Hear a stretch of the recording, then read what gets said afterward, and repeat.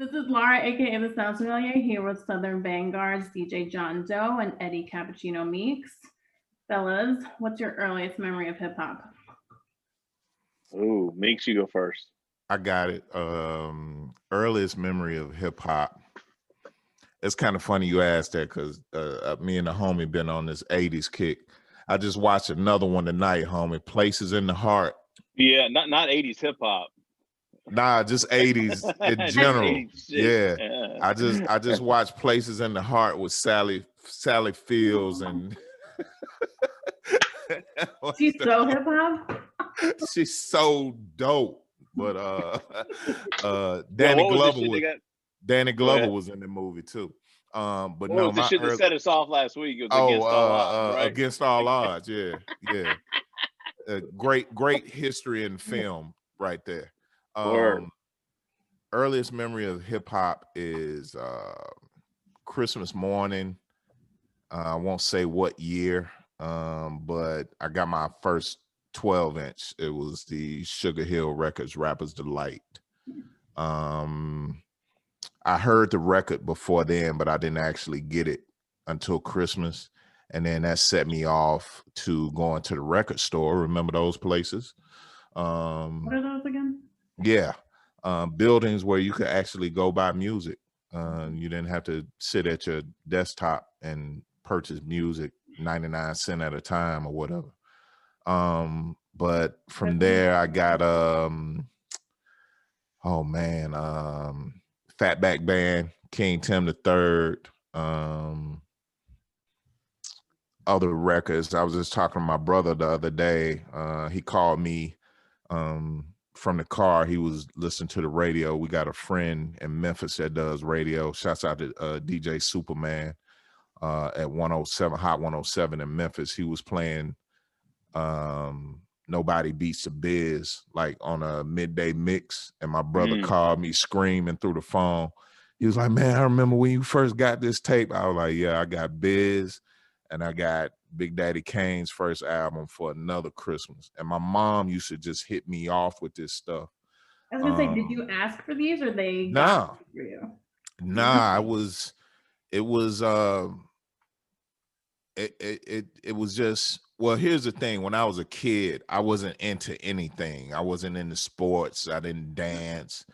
I didn't really care nothing about music, anything pop culture related, until hip hop came on the scene. And that was it for me. I was like, oh, this is my shit. I got it now.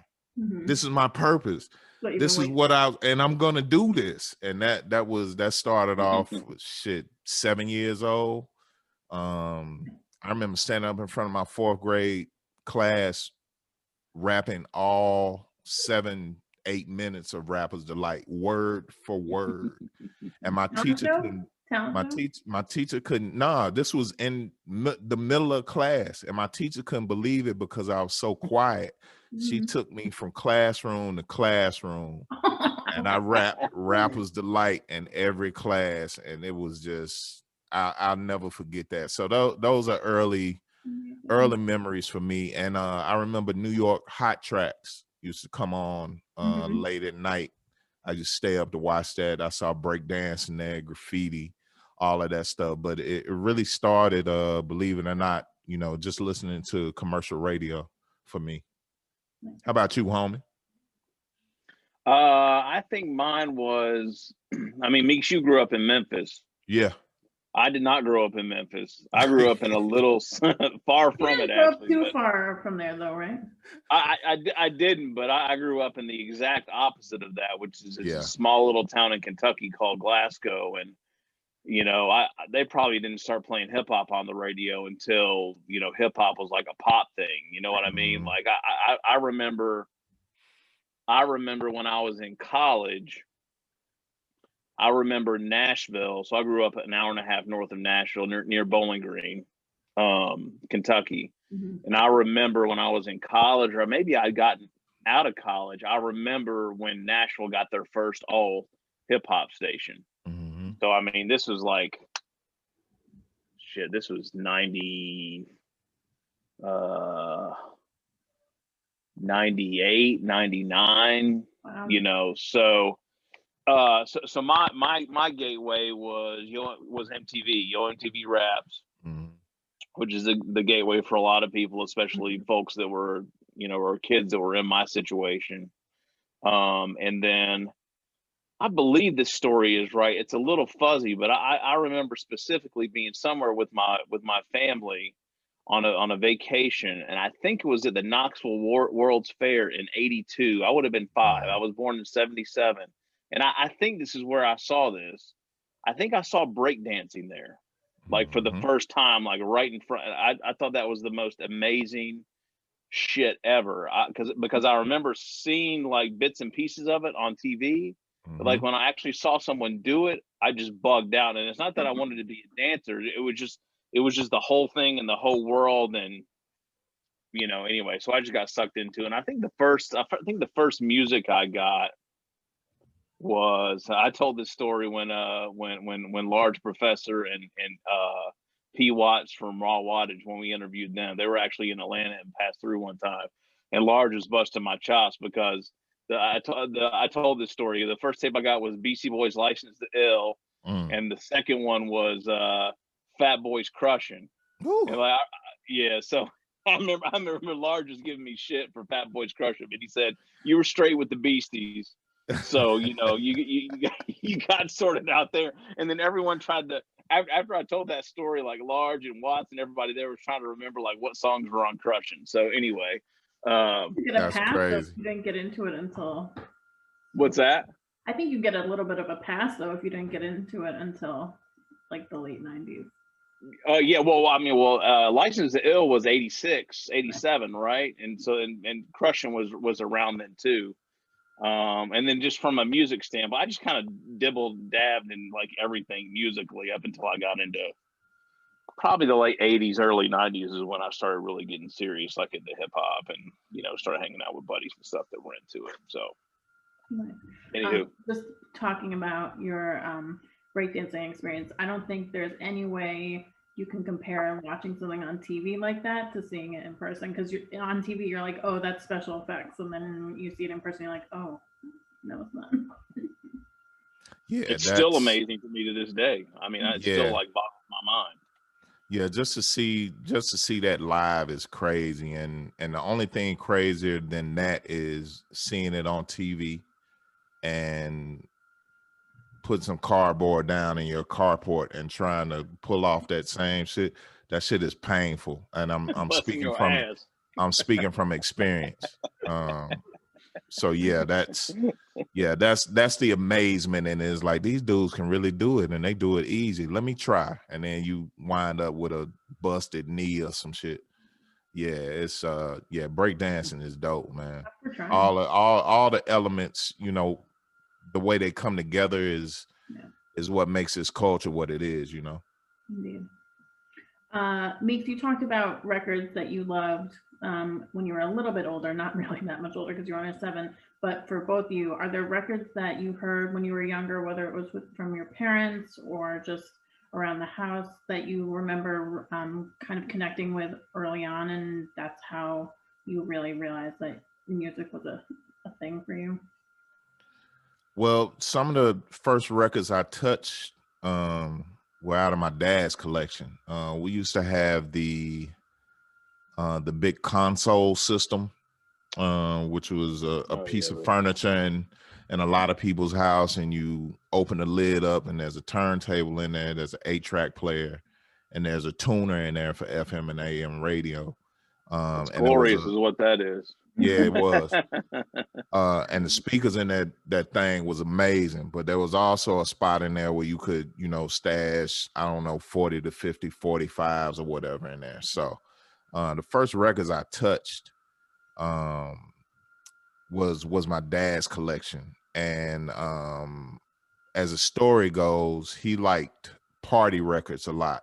So I remember seeing the Red Fox records, the Dolomite, Rudy Ray Moore records. My pops was a huge James Brown fan, so I had all that in the house. And funny story, when hip hop was really gaining public attention, I remember being in the car with him, and Public Enemy came on, and that Maceo horn comes in, and my dad was like, "Wait a minute." He was like, "That's Maceo Parker." I was like, "Nah, that's Public Enemy." He's like, "Look, the horn is Maceo Parker." He's like, "This some bullshit," and turned the state. You know what I mean? So, that is the most incredible story ever. To all of these records. Right. So yeah, that's incredible too, Meeks, because I mean the thing is like that's just not just a James Brown record, right? Like that's not like that's not the pay. This is the JBs like doing it to death, right? You had to be like a true James Brown fan to like go off into the other chambers, right? Other than just the commercial stuff, you know, you'd see from James. They had all these not weird, but all these offshoots, you know. Yeah, exactly. Which were really James Brown records. He was the JBs, the Famous Flames, all that stuff. Yeah. Yeah, man. When you told me that story the first time, man, I bugged out. Yeah, that's a great story. So yeah, that was really, you know, and being able to put the puzzle together just based on my dad's record collection, that kind of blew my mind. It's just like, you know, what else is in here? So OJ's, Temptations, I'm in Memphis, so we got Stax Records. I have an uncle in Memphis that's been a radio DJ for almost 50 years now. My uncle Mark Stansberry on WDIA in Memphis, Tennessee, AM radio. He's got a gospel show there, but he was also a well-known photographer in the city. Mm-hmm. So he would have backstage access to all the concerts that came through the Mid-South Coliseum. So I've flipped through photo albums with, you know, the Jackson 5 up close and personal black and white pictures. He was actually licensed, hired and licensed to go to Graceland and photograph Elvis riding a fucking horse at Graceland. And I've seen those pictures. I'm just like, this shit is crazy. Like it's amazing. My grandmother's house was on East Macklemore in Memphis, which was the same street Stax Records was on. Mm-hmm. My mother and her sisters went to school with Isaac Hayes. It's just, I mean, you were born into it, dude. Just looking back on it, I was really kind of surrounded by it and not even really knowing, you know what I mean? So I don't think it's far-fetched for my family to know what I do on a regular basis. It's just like, yeah, that's kind of part of how you grew up. So, and you know, I got cousins that are jazz musicians. My brother's a DJ, well-known DJ in the city. Yeah, it's in my blood. It's in the family. What about you, sir? What about me? Sorry. Let's see here. So again, different experience. My mom and dad both love music. There was always music playing in the house. Let's see. My dad kind of seemed to control what was played in the house, and obviously I got this from him. Honestly, this guy was always making mixtapes. Nice. So like he would. I've never actually thought about this until now. It's so weird that I think about this, but I mean, like this guy. Meeks is dying. I've never thought about this before until now. This is crazy to me. Why have I not thought about this? Yes, he was always making mixtapes because he didn't want to change the records out all the time. Mm-hmm. And like when he loved a song, I mean, he would. Can we curse on this or no? Yeah. Okay. I mean, he would play that motherfucker until like no tomorrow. So I mean, he had easily. At any given time, you know, and they'd rotate out as like new songs would come out and whatnot. But I mean, like he'd have at least like 10, 11, 12, 15 mixtapes. And I remember it. God, I can't believe I haven't thought about this in so long. I remember walking into the den of the house that we lived in. And I remember like walking in, him being in the recliner with his headphones on, because mom didn't want him playing like the music, you know, and waking everybody up. So oh man. So you telling me your dad was making pause tapes? Yeah, basically. Wow. I mean, That's amazing. man, that's crazy. That's incredible. It is incredible. I just now thought about that. I'm shook. I'm shook right now. I am too. It's a little weird. Anyway, so obviously I got that from him. You know, my dad was like he liked a lot of 70s rock. Mm-hmm. He liked a lot of like Creedence Clearwater. Mm-hmm. He liked a lot of Motown as well.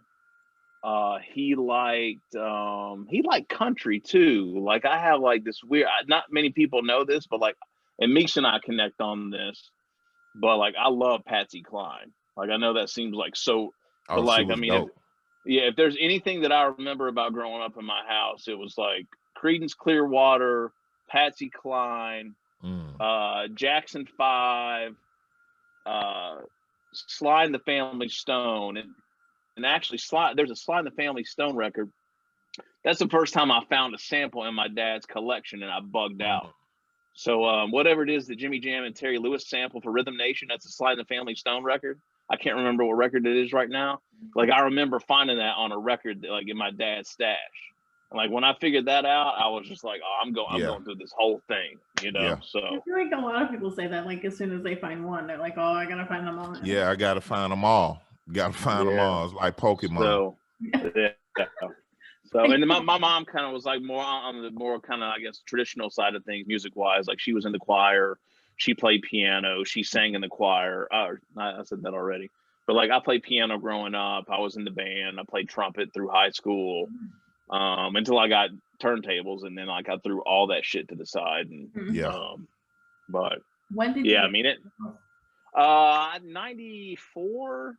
Yeah, I believe 94. I mean, I saved up for a couple of years because I wanted 1200s. I mean, like I'm not gonna lie, I wasn't the guy that like suffered through, you know, having belt drive turntables. I knew what that was like. The first pair of tables that I ever touched were 1200s, and then I touched somebody else's turntables that were belt drive, and I was like, I'm not doing that. I'll wait until I can, you know, do it right.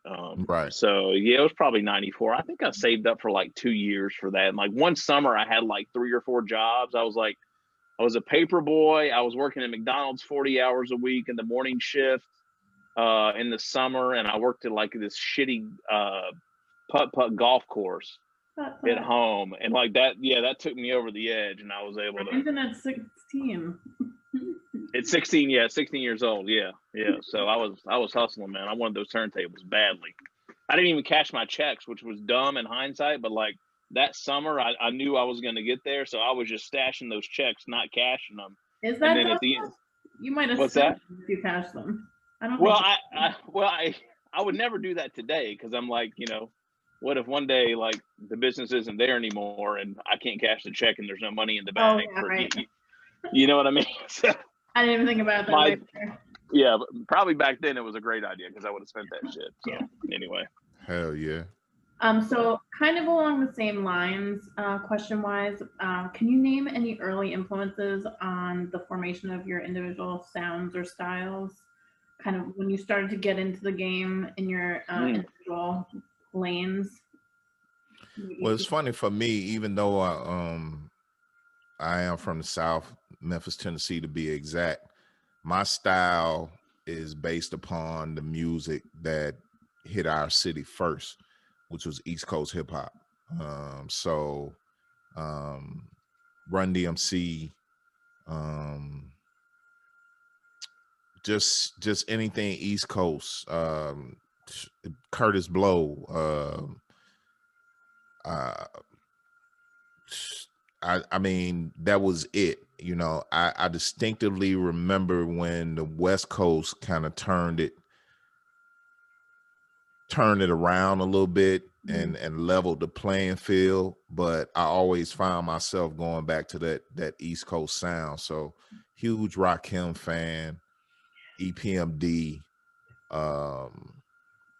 Like I said, BDP. You're a big yeah, KRS fan, me. Crazy. I was crazy about BDP. Huge. And and it's funny because, you know, once the West Coast came in, my friends started to look at me crazy because I didn't care for. I thought NWA was cool, you know what I'm saying? It was all right. But I wasn't really into Jerry curls like that. I wasn't really into cocaine rap. I couldn't play that in my house, you know what I mean? So it was just like I could get by with the Run DMCs and the EPMDs and stuff like that, and it just appealed to me. It's a lot of people don't give those guys credit for the intellect and the wordplay and their vocabulary versus here we got NWA, Too Short and shit like that early on, and they vulgar as hell. Like I can't do nothing with that. Yeah, you know what I'm saying? Yeah, and I didn't have a Walkman. I didn't have headphones like John's Pops or nothing like that. So I do remember having a cheap ass like Radio Shack turntable and some speakers in my room, but I couldn't put that vinyl on and play that in my room. I'd get my ass beat, literally. So I had to stick with, you know, the intellectuals of hip hop, so to speak. So huge KRS-One fan. Like my philosophy kind of turned me out, man. Not only the record itself, but when they dropped the video for that, there was nothing that you couldn't tell me shit else. There was nothing better than that. So yeah, my early influences were definitely East Coast hip hop, and that's the reason why I spit like I do today. I mean, I love the Southern aspect. It fucks people up that I'm from Memphis, Tennessee. Like I had people, man, you gotta be from New York. Nah, I'm nowhere from New York, man. I'm from Memphis 10. And every now and then, you know, it comes out and you can hear it, but when I get on that mic, I'm going for broke, man. The way I learn from the best. So that's how I do it. Not to mention in the early days, I mean, the first time I met Meeks, I mean, you can't tell from this interview, but I mean, what are you, Meeks? 6'7"? 6'7", yeah. 6'7". I've met a lot of tall guys. Yeah. Yeah, 6'7", big thick ass dreadlocks, like you know, down to his belly button, basically.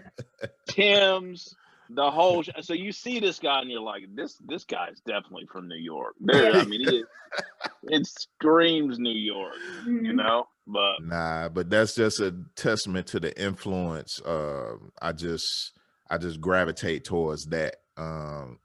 I given the West Coast their props. As they evolved, you know, then you come to love Compton's Most Wanted, MC8, Spice One, Souls of Mischief, all the hieroglyphics. Ice Cube, when he left MWA, that was like the best shit. You know what I mean? So the West Coast did catch up and gain some ground on the East Coast pretty quickly. But for starters, for me, it was East Coast everything, man. That was it. Yeah, that was it for me. Yep. I feel exactly the same about East Coast, West Coast. Yep.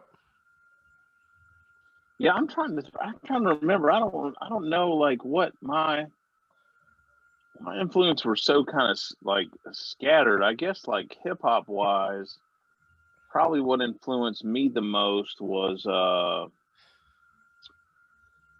gosh. Well, the Beastie Boys were a huge influence on me through all the way through, like until their last record. Like Paul's Boutique was a masterpiece, and I knew that was a masterpiece like immediately, like as soon as I heard it. And then, I mean, I guess kind of more the kind of like Meeks, really, like kind of more the like traditional East Coast stuff, like the Rakims and EPMDs and BDP and things like that. And then I think what really turned me out for sure, because I mean Meeks is a little older than I was, so like when BDP first dropped, like that was 86. I wasn't getting BDP in Glasgow, Kentucky in 86.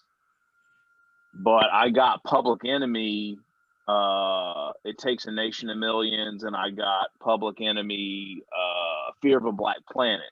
And like the Bomb Squad, I mean, like that whole thing, because I was into like the production side of things. I mean, I was obviously into the lyrics and but man, like especially Fear of a Black Planet, man. Fear of a Black Planet, like I know It Takes a Nation of Millions, or a lot of folks like that is their PE record, but for me, Fear of a Black Planet hit me in a different way, because going back to working, like I just, for whatever reason, remember the Columbia House joints where you get like, you pay a penny, you get like 100 records for 20 cents. Yeah. Right.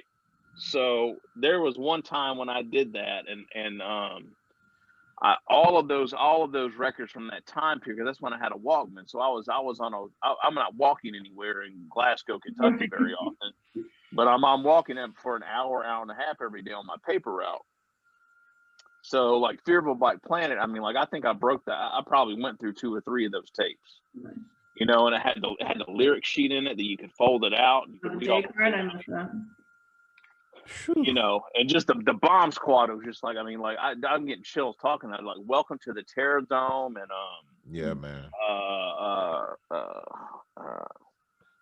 Fight the Power, obviously. Brother's Gonna Work It Out. Brother's Gonna Work It Out, man. My favorite too.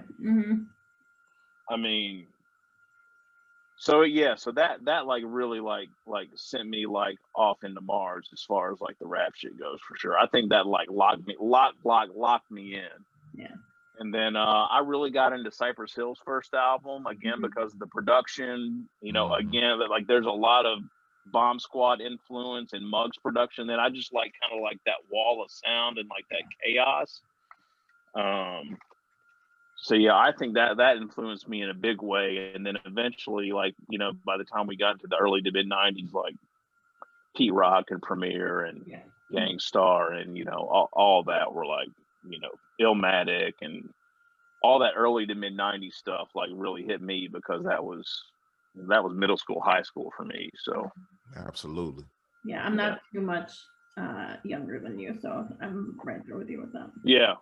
Souls of Mischief, I mean, the whole hieroglyphics thing. Yeah. Like me and my buddy Nate, I mean, like playing Street Fighter and like listening to we played every hieroglyphics album like back to back. Like it was just like, we thought that was the greatest thing since sliced bread. But I think the first West Coast thing I got tuned into, Meeks, it's funny you were talking about like NWA.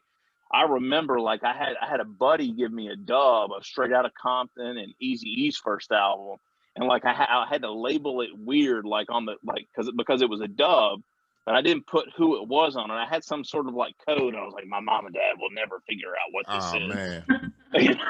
I put my dub of NWA in my mom's tape deck, and the first song that came on was Dope Man. Okay. And she slapped the shit out of me and took the tape out and threw it out the window, and I had to scramble to get another dub. That's what I'm talking about, man. I couldn't really mess with the West Coast because it came so hard and gritty. I like that, but at the same time, I had to be mindful. I was like, yo, man, I'm in the car 90% of the time with my mom. She's not gonna let me play Dope Man. Right. You can't afford to buy all those tapes if she keeps throwing them out. So. Right. So it was crazy. It was crazy times, man. But yeah, those early influences have carried us till now. You know what I mean? It's a reason that we play the caliber of music that we play on the podcast now. It's just what we know and love, So as we've spoken about, John, as a native of Kentucky, and Eddie, you hail from Memphis. how did you both end up in the ATL? I visited Atlanta when I was 13 years old. And I never forgot it. It was a summer trip. My mother was a high-ranking official in the Order of the Eastern Star. Oh, wow. So every summer, they would have what they call grand communications in different parts of the country. And I remember, she would take us with her. That was like our vacation. And we would just extend it. Like the grand communication was only like a week somewhere. But after that was done, we would just get in the car and ride. So I remember one year they did Knoxville, and from there we hit Chattanooga, then came to Atlanta, then went down to Florida and drove all through Florida, and then came back up to Memphis. And we were gone for about 2-3 weeks. But Atlanta stuck with me. I almost died on I-75 in downtown Atlanta on that trip. It was raining real hard. We were in bumper to bumper traffic, and all of a sudden, out of nowhere, this guy comes up doing about 80 hydroplanes across 4 lanes and stops on a dime right next to our car. Like, we could look in his car and he could look at us, and then he just took off.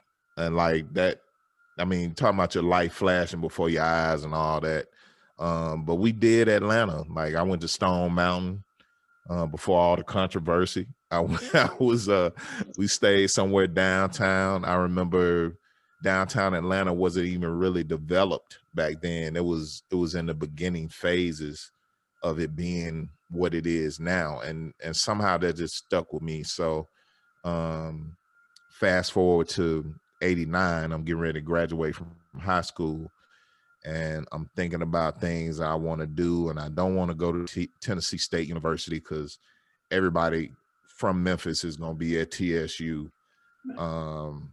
Keep in mind that I've been with the same people through elementary school, junior high school, high school. The last thing I want to do is go to college with these motherfuckers. So I'm like, where can I go where nobody's talking about? I hear everybody talking about going to HBCU and going here and going there, staying at home to go to Memphis State or go to Lamar on or whatever. I'm like, I remember Atlanta though. So I tried to get into Georgia Tech. I didn't have the grades. I didn't have the ACT score to get into Tech. And the only time I went to the guidance counselor office was trying to figure out how I could get as close to Atlanta as possible. So she gave me a pamphlet for Southern College of Technology in Marietta, GA. And I applied and I got in. And fall of 89, I was on my way to Marietta. Mom dropped me off, and I've been here ever since. Been here ever since. Yeah, I got here in 99. I had out of college, I was in Nashville for a year and a half. My sole mission growing up in Glasgow, Kentucky was to get as far away from that place as possible. Kind of similar to Meeks in Memphis. My mom wanted me out of Memphis because I was a teenage father. So that's right. She was like, these little fast ass girls in Memphis, you're gonna have a whole tribe of kids. I need you up out of here. Sorry to cut in on you, homie, but that was all my mom's doing. She was like, you need to figure out where you going outside of Memphis and get the hell on. And that's what I did. Go ahead, homie. I'm sorry. No, that's important. That's an important piece of the puzzle. I feel like I know you so much better now. Yeah. Yeah, Meeks is a granddaddy. I mean, let's times 2. Thank you. Thank you for sharing that. You old fucker. Anyway, let's see here. I got here in 99. I was trying to go somewhere after I got out of college, I moved to Nashville for a year because we were doing a bunch of dope stuff in Nashville with Egon and Count Bass D. So I knew E was going to be there for at least another year, and I hadn't really figured out how I thought I was going to go to New York and LA. I was just like, I want to go big and like just go there, and the music and the culture, all that. So I'm like, all right, well, until I figure that out and I get some money up and figure out what I'm going to do, like we're doing dope stuff in Nashville, I'm just going to move there for a year. And let's see, I was still trying to figure out what I was going to do. E left for LA to go work for Stone's Throw. Count was still in Nashville doing the family thing. And I was like, okay, all right, what am I going to do? Like, and by the time like I had kind of moved away, I and been in Nashville for a while, I was kind of thinking like, well, maybe this could like work out. Like maybe I don't need to go like, maybe I don't need to go to, New York or LA or, or whatever. And then about the time that I figured out that I hated the job that I had, a buddy of mine from college called me. He was like, hey man, we need somebody to come down and do this job. It's an entry-level position, but I think I could convince them, to let you do it. And, you can live with me. This is probably one of my first friends I knew that like, he was super smart and like bought a place early. Yeah. He was single, so I moved in with him, and the rent was cheap, and I was like, perfect. I'm in Atlanta. Like, Atlanta was popping to me. Like, Atlanta was, when I was even in high school, I was going to Atlanta to buy records. I couldn't get records in Glasgow, Kentucky, so I would travel to have to get records. I'd have to go to Louisville or Cincy or St. Louis or Nashville, and then like, me and my homies would take a trip to Atlanta at least like once or twice a year. When I got to college, I would take them more regularly. Like I'll never forget one of the craziest trips I ever took to Atlanta when I was in college was the weekend that I came down here. I saw J. Rue the Damager and Big Shug in like a 150 capacity club in Little 5 Points. And then the next day I saw the Roots at an in-store at Tower Records in Buckhead. Mm-hmm. I was standing like 10 feet away from Questlove and Black Thought, and I think I lost my hearing actually that day, like permanent damage, because it was so loud, and Quest was just like banging the shit out of this snare drum trying to tune it to get it to crack. Well, I mean, he figured out how to get it to crack. But I think that's what, like, after I had that weekend and then my buddy called me, I was like, oh yeah, I'm gone. I'm out of here. I didn't even really think about it that much. So that's how I got to Atlanta. That was 99. And thankfully I had met Meeks through, all that stuff we had been doing in Nashville, and through me doing college radio and him being on, his tour or his run with his music. And, Meeks is the first dude I called when I got down there. So literally the first person I called. So. Yep.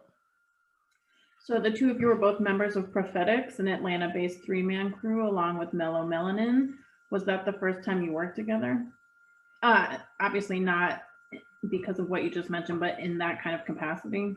Yeah, I was just about to say, my earliest memory of working with John was when I was doing the run with my solo stuff, and they had an event at the Mediterranean. What was the Mediterranean Cafe? Yeah, Mediterranean Cafe. Yeah.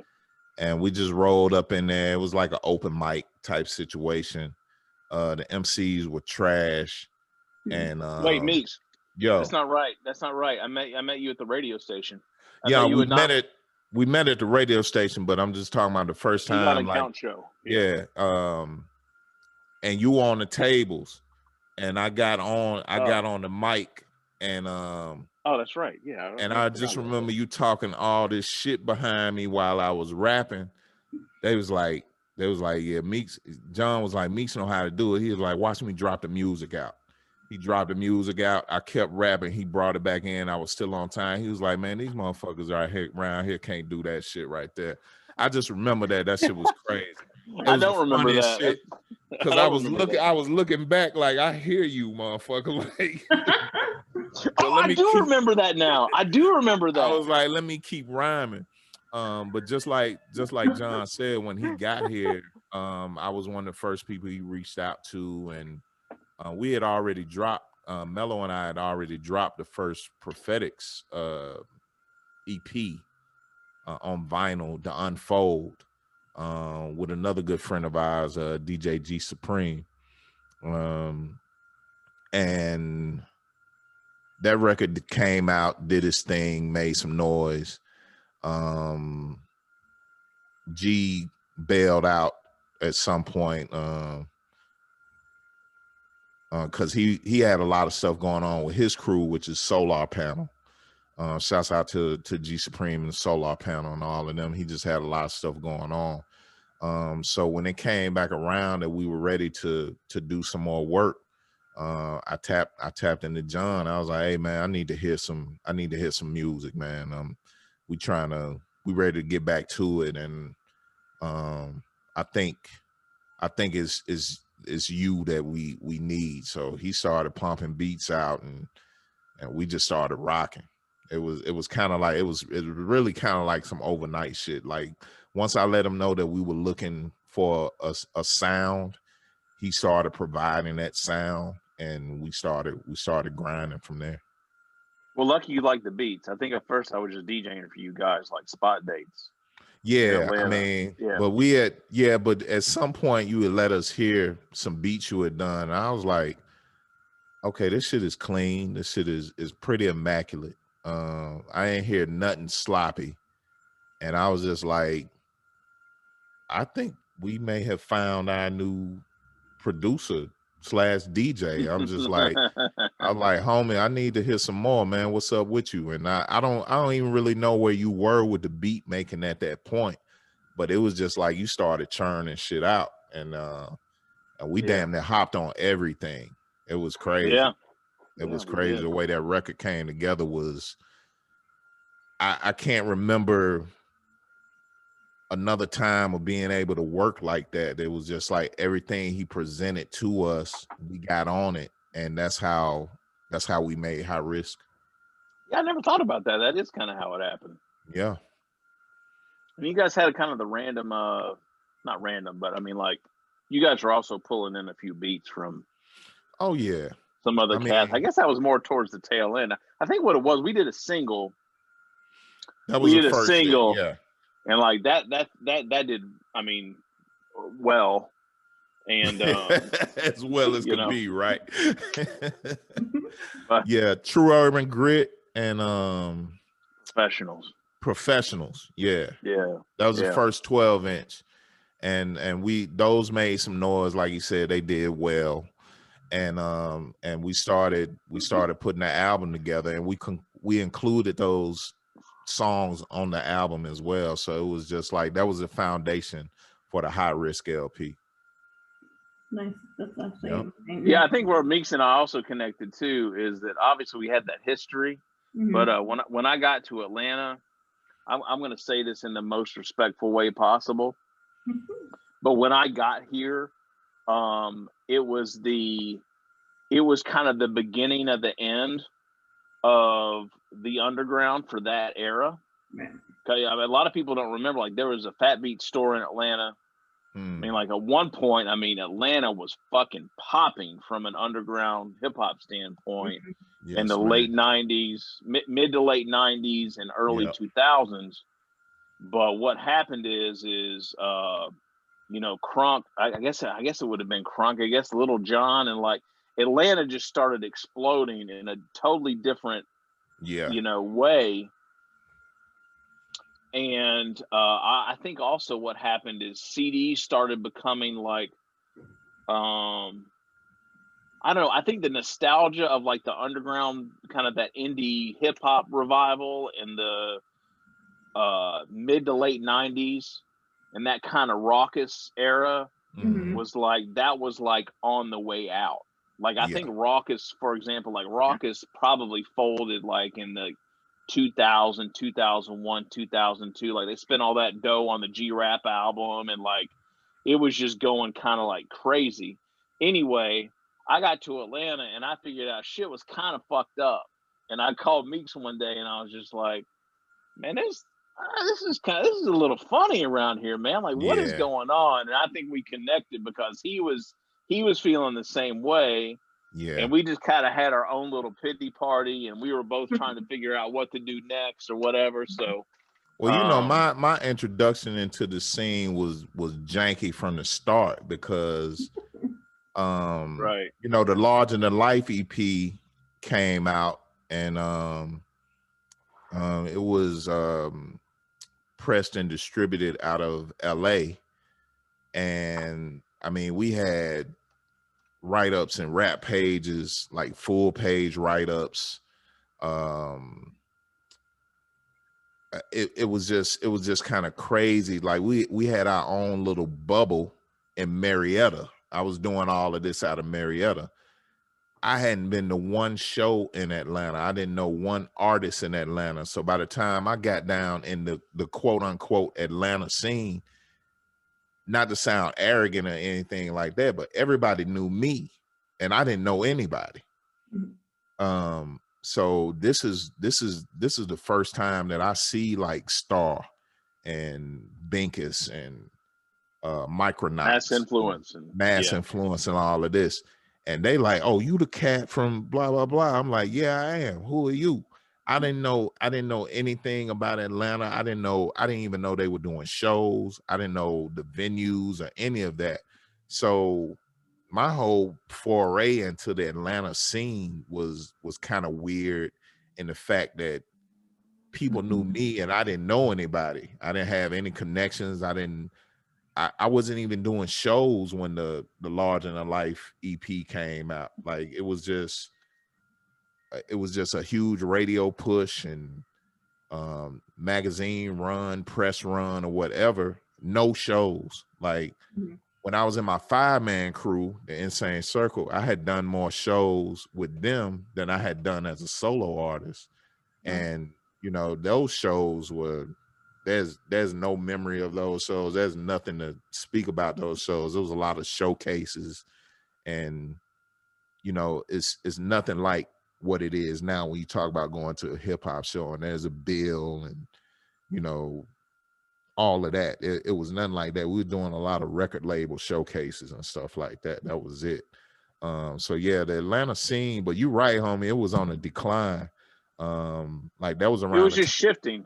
Yeah, people were starting to move away. I remember when the Micronauts took off and left Atlanta, which was around the time that Science of Life and Lions Den came in. Yeah, it was going through a major shift. Think about it, it's like Outkast still like was not the biggest like group in the world. No, not right? Even. Like yeah. you know, I mean, I remember specifically when, you know, and to Atlanta natives, this isn't going to sound like shit, but like I remember like the first time they played Bombs Over Baghdad on the radio, and like, all right, well, this is different. and then you got you know, you got Lil Jon starting to pop, and then like it just it just changed. So, and the craziest thing about Lil Jon that people don't know, he got his start straight hip hop and DJing. He had a time slot on WRFG 89.3 FM, him and Cersei, Empress Cersei, and they played hardcore hip hop, dance hall.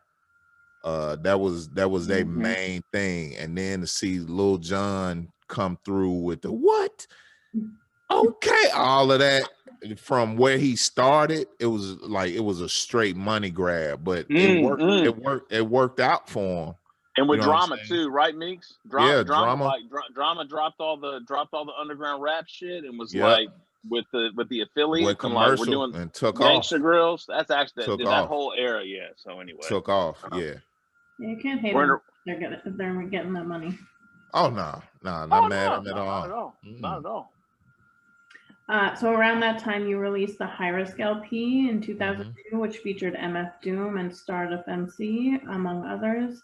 What was the inspiration behind that album? Pretty much like I said, just trying to build on the momentum of the single that we had released, in hopes that we could sell some of those 12 inches that I still have in my garage right now. Why are they not up on Discogs? Yeah. It's not, they're not old enough yet. Right. They're not old enough yet. There's too many of them too. We overpressed. Yeah, it was a gang of them. But yeah, it was, I kind of think that was it, but at the same time, we were just in a good spot creatively, you know.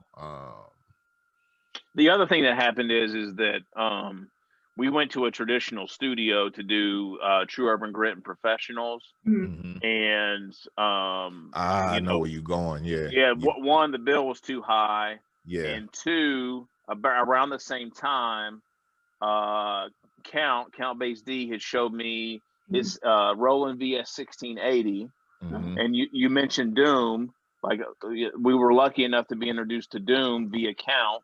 And Pocket, DJ Pocket, and Doom was rocking an 1880. Yeah. And I'll never forget going over to Doom's crib, and this guy just had an 1880 and a mic set up, and I was like, "Oh, we're doing that." That's it. And not only that, Count had just released what on the Dwight Spitz. Yeah, Dwight Spitz. He did the entire project on the Roland VS 1680. Yep.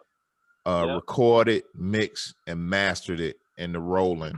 And when John found out about that, he was like, "Oh, this is where we going. Yeah, we doing that. We're not blocking any more time. We're not gonna get disrespected in these studios, because there was no, to our knowledge, there was no hip hop studios. So we were finding, no, not that we could afford, right?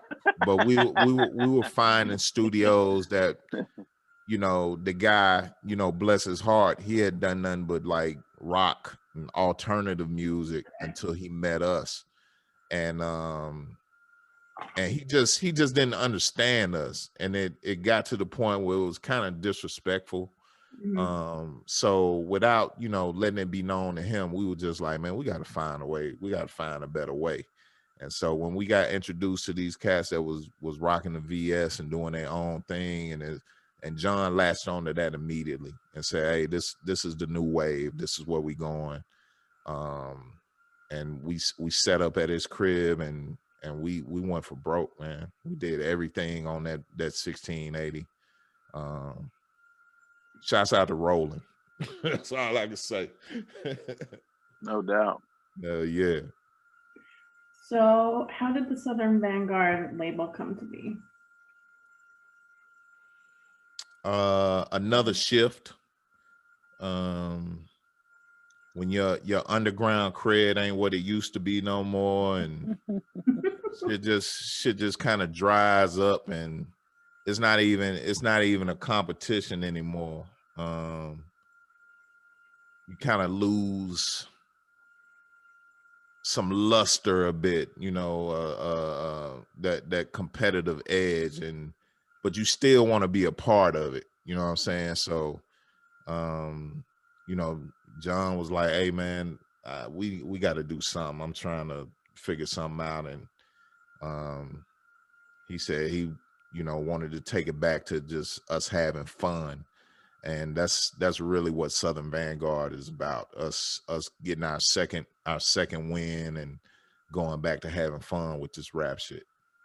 Yeah, I mentioned earlier before the interview started that I kind of stepped away from music altogether, like dropped it, because I started a business that actually took me away from Atlanta for a year and a half, and basically that thing crashed and burned in a super big way, and I mean, pretty much I was miserable.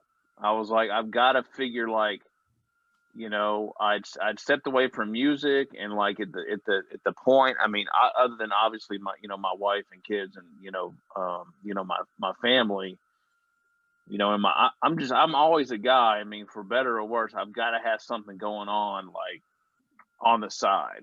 And like I didn't even realize that, like when I moved away, and like there was a guy that, like, I was in a little bit of a pinch from a business standpoint when I left, and there was a guy that was he wasn't really a mentor because I found out later he was at a time, and then I found out he was kind of a piece of shit. But I did get one jewel from me. And he was like, look, man, he's like, you need to stop overthinking all this.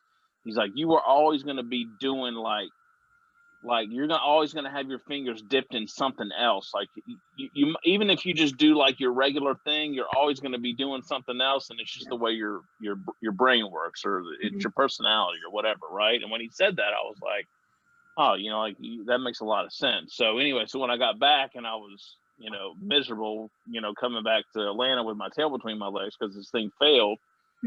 I was just like, Meeks, we got to do some shit. Like I had just gotten into like, I kind of switched things up from a technology standpoint. Like I ditched my 1680 and I built a Mac and had Logic on it. They call them Hackintoshes or whatever. And so I kind of moved to software. I got inspired to make beats again. And so actually where Southern Vangard came from is Meeks and we had this EP we were going to release. We formed a group called Dochino, which Meeks came up with. And we put out an EP and I was like, man, we gotta like, this is kind of like us rebooting. Like I want to have a different name.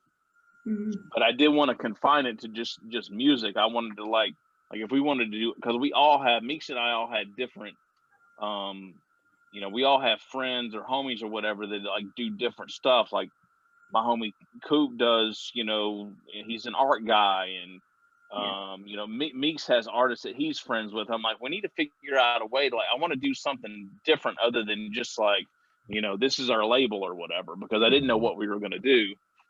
And Meeks, I don't even know how I think we were just batting names back and forth, right? Like on text one day. Yeah, we decided that we wanted to do it. And then right. Of course from there you got to come up with a name. So we started, brainstorming and all of that. And I have a flair for words or whatever. And I can't even remember the early shit that we was talking about, but somehow Southern stuck with us. And I was just like, yeah, it's gotta be something fly though. And it was some. I think we had a list. Yeah, it was a list. It was some crazy shit. And but when that Southern Vangard dropped, John was like, "Oh, you on some shit?" I was like, he was like, "I think I like that. I think we can work with that." So that kind of stuck with us, and from there it just kind of evolved into what it is now. Very, very few projects has come out from the label aspect of it. The main attraction is the podcast. And, from the podcast comes the anniversary shows, the 2 anniversary shows that we've done. One of them being bigger than the other one, but still, able to get out there and gain some attention and bring some crowds out and things like that. So we caught on to it and we just been rocking it. Just celebrated our 6-year anniversary earlier this month. So and we're just gonna keep pushing. Yeah, we just wanted to have fun with the music shit again, really. That's really all it kind of came down to. And Meeks and I got back in the lab and made some music, and then I was still just, I think we put it up on Bandcamp or something. Like this is super early Bandcamp days. Yeah, for sure. And then I was just trying to kind of the podcast thing was kind of like catching on. Like I really got into I thought that Combat Jack and the Juan Epstein stuff was like incredible. Like I thought that stuff was amazing. So I mean the culmination of just and then I remember back kind of back to the having fun point, the most fun part of my life as far as doing music or being involved in it was absolutely college radio. And that's how I met Meeks. And I was just like, man, let's just do a mix show. Nobody's doing mix shows other than on these the Sirius platforms or if they're on traditional radio. Right. And I don't know. One at the end of 2014, I just told me, I was like, Meeks, I'm gonna do this mix show, man. Every Sunday, come over, and we're just gonna do this. And Meeks couldn't come to the first one, something happened with family. Yeah. And I said, I told myself I was going to do it. It was January 1st, 2015 was a Sunday night. I was like, I'm going to do this. I did it by myself. And when I heard that first episode, I was like, there's no way I'm missing another one. Yeah. I was like, he having too much fucking fun. I'm like, by I got myself. to get in on this. Yeah. And Where did here the we idea are for 6 that years come later. from? Say it again. Sorry to interrupt. Where did the idea for the podcast come from? Just like he said, John just was like, right? that was all John. And you know, I couldn't even really envision it. Like, just like he said, the early podcast shit was on some, I mean, just thinking about Combat Jack, former music industry attorney, right? Of course his podcast is going to be official because he's brokered deals Industry for everybody in the game. The stories that come along with that are just going to be incredible. I mean, he's talking about shit that nobody really even knows outside of him and the artist and whatever label they were dealing with at the time. The one Epstein stuff is just a spinoff of Hot 97 Radio, basically.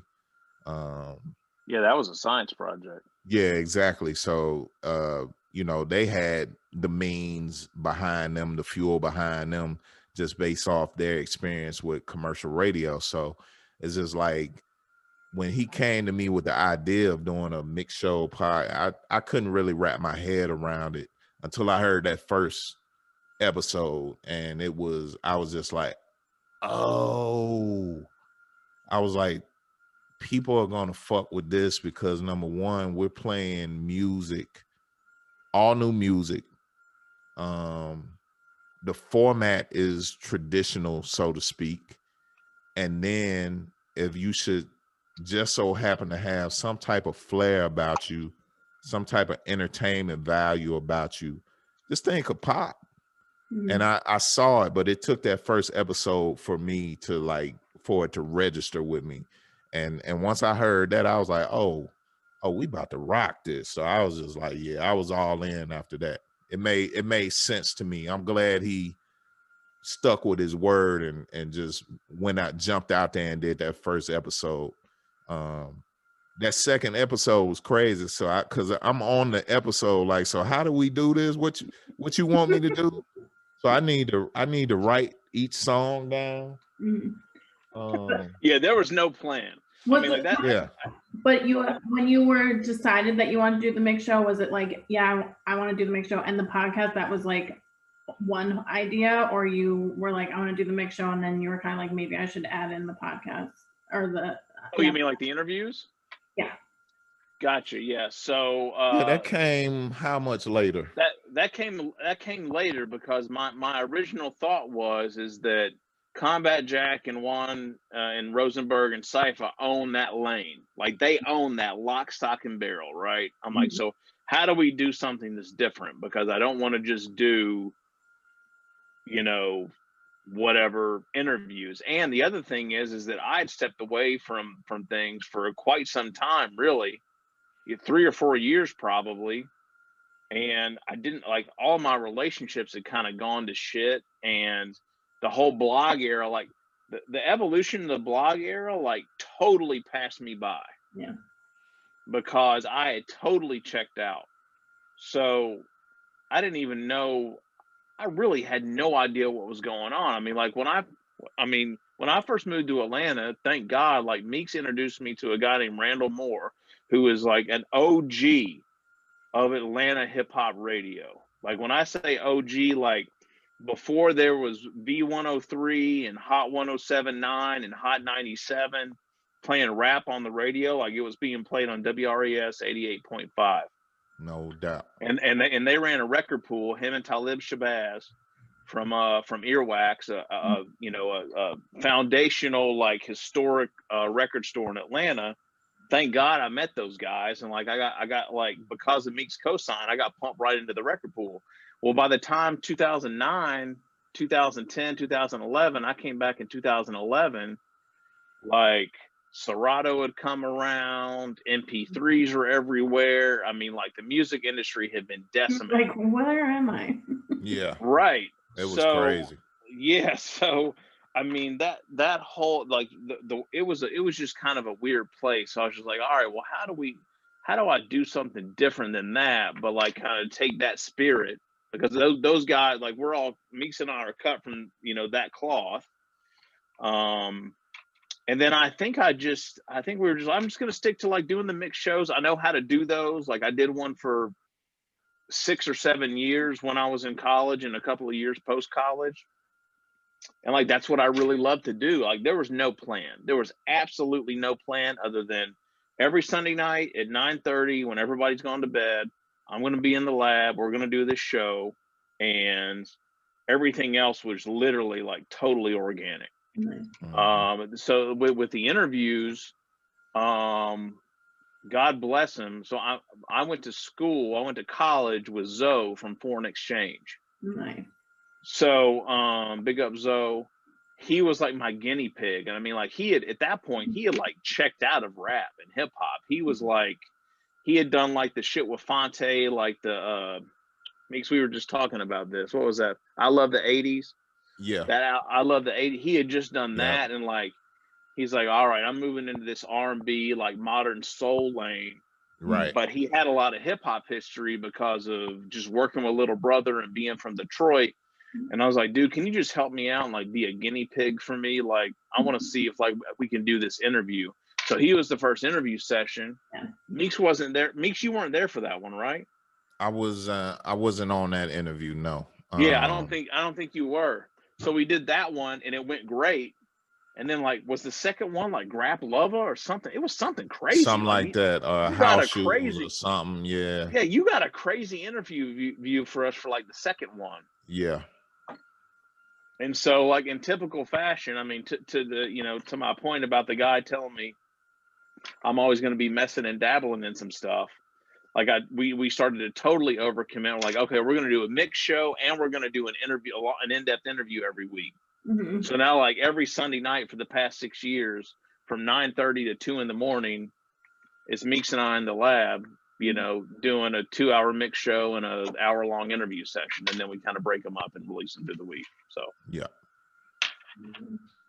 So it seems like everyone wants to be featured on your show these days. Was it difficult to drum up content to keep up with the schedule in the beginning? You mentioned like twice a week, every week.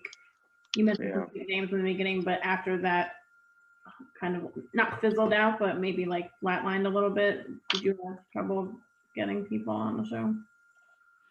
Or is it just up? I think the most difficulty we have is not for lack of people wanting to do the interviews, especially more so now than ever. Mm-hmm. But I think like I said earlier, the way things are set up now, artists don't really have opportunities to speak about what they have going on to anyone. You know what I mean? So it's just like there were time conflicts, like people couldn't make the correlation between Eastern Standard Time and whatever time zone they were in. Calling in, I remember John getting calls on Skype at like 2:00 in the afternoon, like, yo, I'm calling in for the interview. Nah, man, that's just like 7 hours from now. The other thing was, we have a hard time. We don't really have a hard time. I mean, it's hit or miss, but we'll bless his heart. John works hard to wrangle in these interviews. I have pulled some big ones in from time to time, but mostly as far as locking down the artists and getting them scheduled and making sure they got the invitation and all of that, John really locks that down. And sometimes they just don't show up. Yeah. They whether they forget or we not big time enough for them to even take time out and give us a call or whatever. So I'm sure you've experienced that. Yeah. Knock on wood, I haven't yet. Oh, you haven't? Well, hey, well, good for you. You haven't tried to interview the right person yet. Just wait. Just I'm wait. also the kind of person that like checks in 1,000 times. So I'm like, oh yeah, go. yeah. Well, that's what I'm saying about John. He's thorough with that. You know what I mean? And it's just like when we come to Sunday night and 9:30 rolls around, then you look up, it's 10 o'clock. Then it's 10:15, 10:30, 10:30. A little bit after that, it's like, okay, fuck it. We starting a lot of the time. mix I'd show. be like 15 minutes later, I'd be like, okay. Yeah, we try to give them the benefit of the doubt, but that benefit is getting shorter and shorter by the week. Mm-hmm. I imagine at some point this year, 9:35, you hadn't called in yet. We done with you. You know what I'm saying? And we probably give you 2 times to reschedule. After that, we don't want to talk to you no more. Like it's just wasn't meant to be. Obviously, it's obviously not that important to you. Wanted enough, Yeah. The only other issue we have is, we'll do all this work, put all this work in to get you locked in, do the interview, come up with prep topics, all of this stuff, engage you. The interviews are great.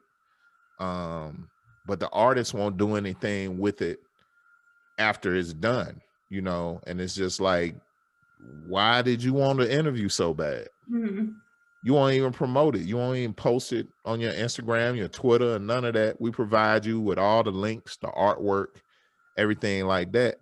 And you don't do anything. Our reach is far reaching, but there's still a limitation on what Southern Vanguard has. Typically the artists, they have more followers, whatever, that want to know about what they're doing and what they got going on.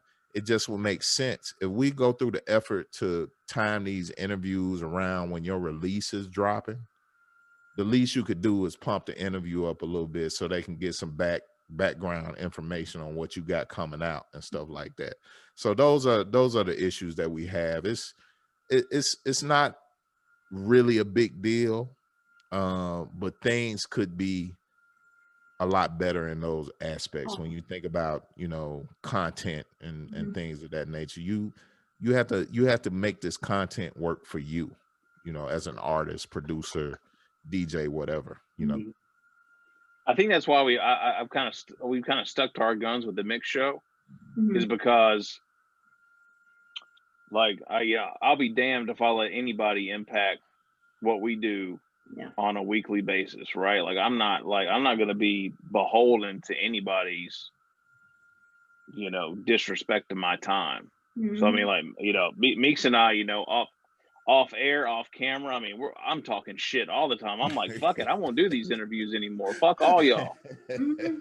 I'll just do the mix show and be just fine. I don't care. Cool. And right, and that, again, like no disrespect, but I mean, like we have tried really hard, probably to our detriment, to not overthink this thing.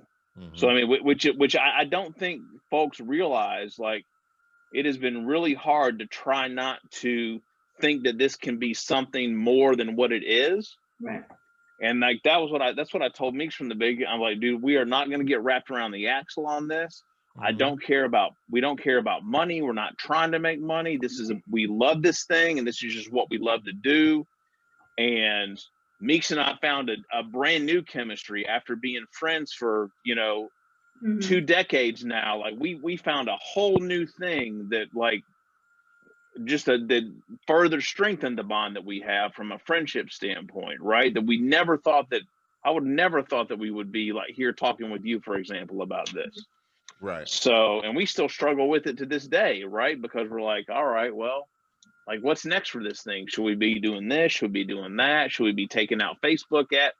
We haven't paid should we even be doing this during the pandemic? Like, right, exactly. The strength of our podcast is us in the same room with a bottle of 100 proof bourbon, right, and some high octane beers, having fun, talking shit, clowning, whatever.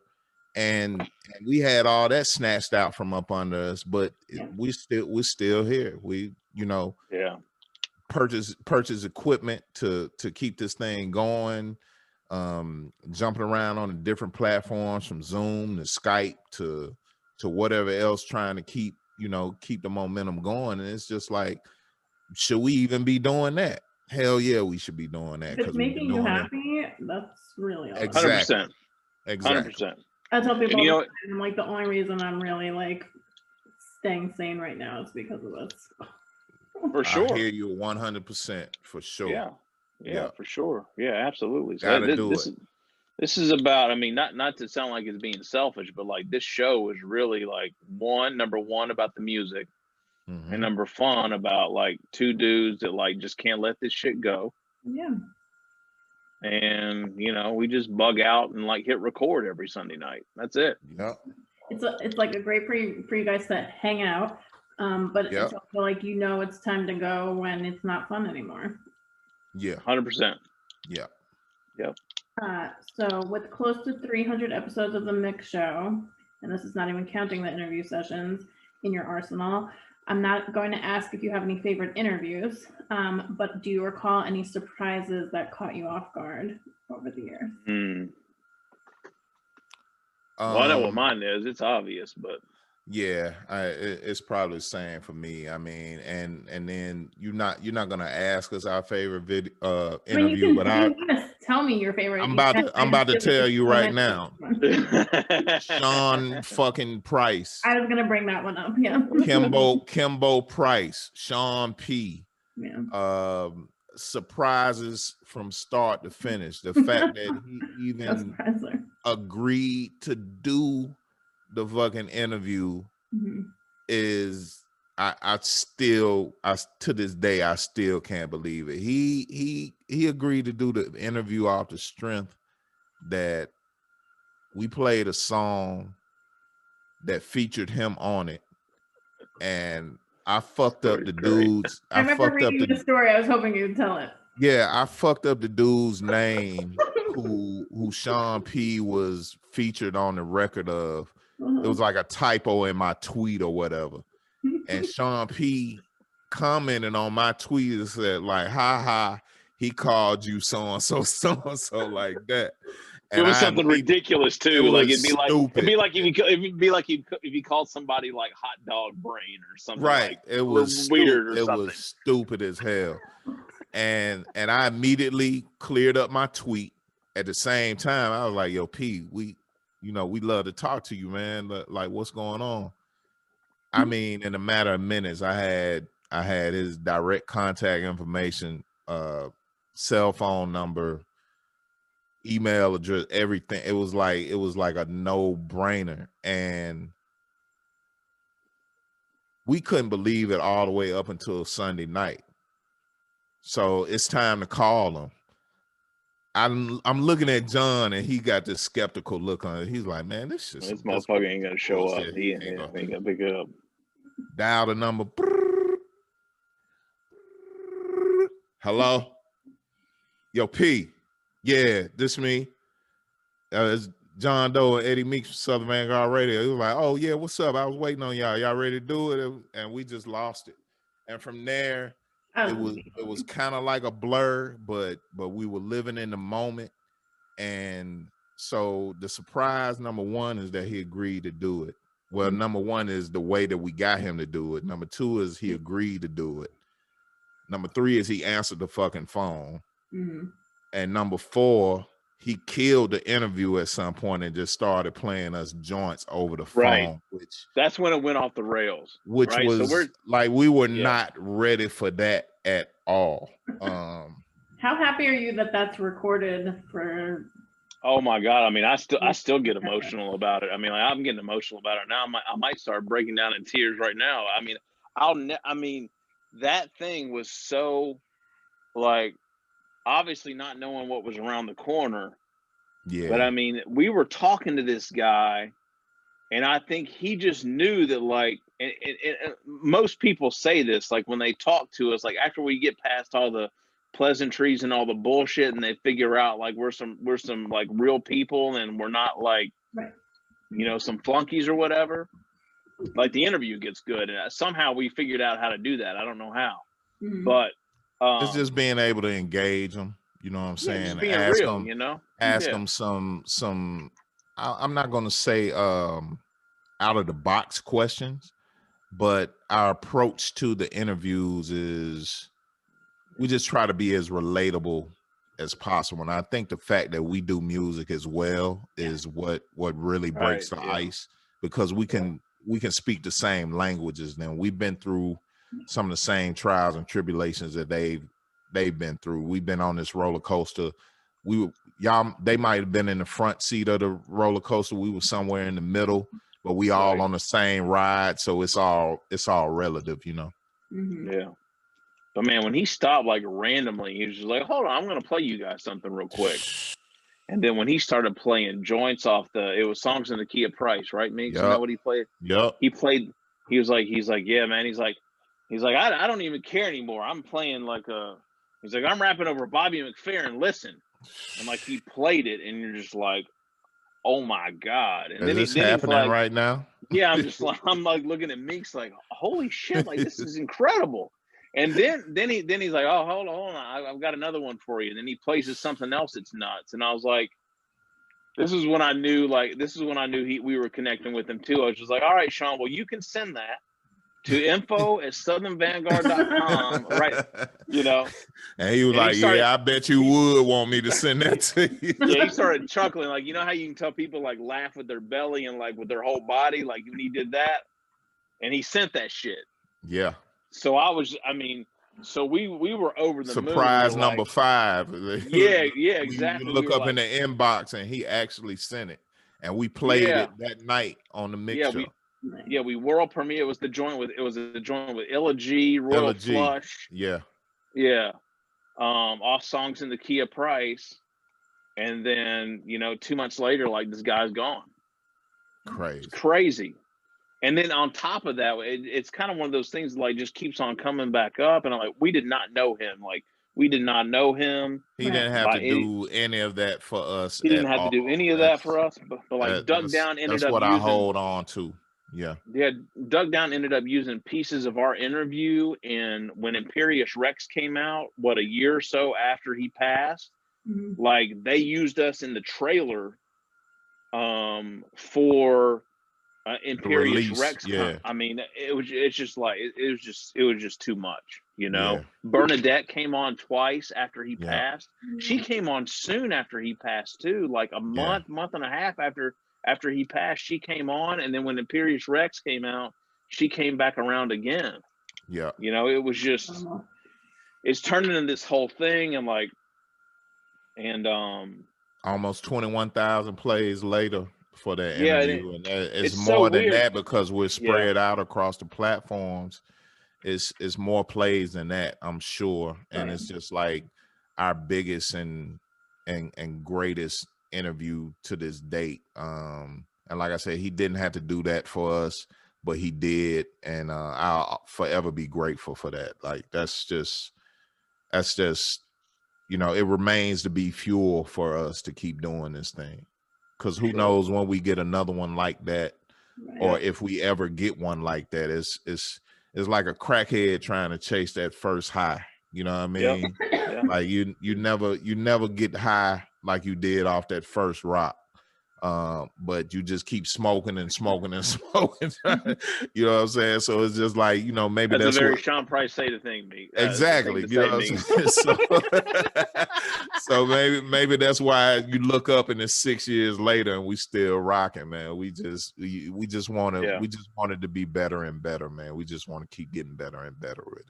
Yeah. That Sean Price thing was like, I knew that was a different, like, not to be corny, but I knew that, like, there was a reason we were doing this. Like, you ask yourself week after week, like, why you keep doing this and why we're punishing ourselves, staying up until 2 o'clock in the morning, and we're both, 40. Knowing Monday morning is Monday morning is going to be a motherfucker, Yeah. and like, and even like, later on, like after Sean passed, I was talking to Count Beastie about this, and he's like, look, man, he's like, that's a big deal, and I know you didn't mean for it to be a big deal, but like, just know that was just meant for y'all to be there to capture that moment, and like, you guys just need to, just keep pushing. Right, exactly. You know, like, Yeah. and he was like, I know it's a lot, but like, just, you know, take it and, you know, move on from here. And like, you know, you guys are doing the right thing. So. Absolutely. Yeah, I'm disappointed I didn't ever get a chance to interview him. I've interviewed Bernadette, and she's just lovely, and I love Lil Jon too. So, Oh, absolutely, the homie. She the homie. Yeah. Mm-hmm. And his whole crew's crazy too, yeah, right? Rem Like the Villain, Ren the Villain, Rusty like Jux. all those guys are just, you know, just stand-up dudes, like great people, you know. Definitely.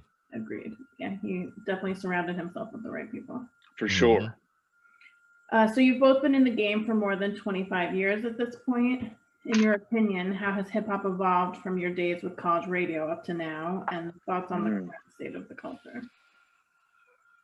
Oh man, it's just night and day. We come from an era, we're cut from a cloth where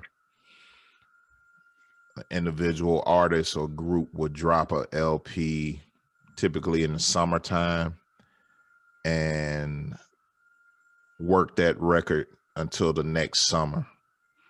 We're talking videos, tours, things of that nature. What stands out most to me is the short attention span. And not only that, how accessible everything is now. Everybody's a producer. Everybody raps. Everybody shoots music videos. Everybody raps. And everybody raps and everybody raps. But no matter how good everybody raps or how bad everybody raps, you have 14 days to get your point across. After day 2, if you really haven't gotten your point across, you can cut that in half to about 7 days. And I don't care who you are. By today's standards, it could be Nas, it could be Jay-Z, it could be West Side Gun, it could be Jay Electronica, it could be Rock Marcy, whoever. You have 14 days, sir, to do what this thing is going to do. I hope it pop off in a major way for you in 2 weeks, because after that, it's on to the next and it's on to the next. And did you hear this? Oh, so-and-so dropped. Oh, he dropped the same day as this. You know, it's just too much. So again, kudos to Jon, because by the time Sunday rolls around, who knows how much music he's got in his inbox and that he has personally downloaded. Somebody might text him a link to something, or what? Who knows how many albums, how many singles, how many EPs, whatever. And we have to cram what we think is good into an hour and a half. It's just the saturation and everything. It's just totally different, man. And it's just like, you know, when we start thinking about putting music out again and stuff like that, it's like, why? Like, what's gonna happen? What's gonna happen to it? We're gonna put it out. We're gonna release it on Bandcamp. We're gonna post links, and you look up, and it came and went just like that. So it's just like, you know, from where we come from to where we are now, I think accessibility and saturation has stunted the growth of this thing, and not necessarily in a literal sense, but you just can't keep up. It's just hard to keep up, you know. You know, we find a way every week because we pride ourselves on not playing the same song. You know, I don't think we've even played one record twice on our show from week to week. We'll never have to do that. So if you could just imagine never repeating a song. And, you know, we've had artists ask us, yo, why y'all only play it once? Like keep running it. Sir, this is not commercial radio. This is not, You know, first of all, there's no payola. You haven't greased our palm yet. So why would we play your record week after week after week? We're not charting. We're not keeping track of none of this. It don't matter how many spins you get. You're not going to see 0.0001 cent for every time your record is played or whatever. What's the point? And you got 13 albums, you know what I'm saying, on your hard drive. You're going to keep sending us music every week. So it's just like the between the accessibility and the saturation and, you know, the short attention spans, I think that is the major difference in the culture today from where it started to where it is now.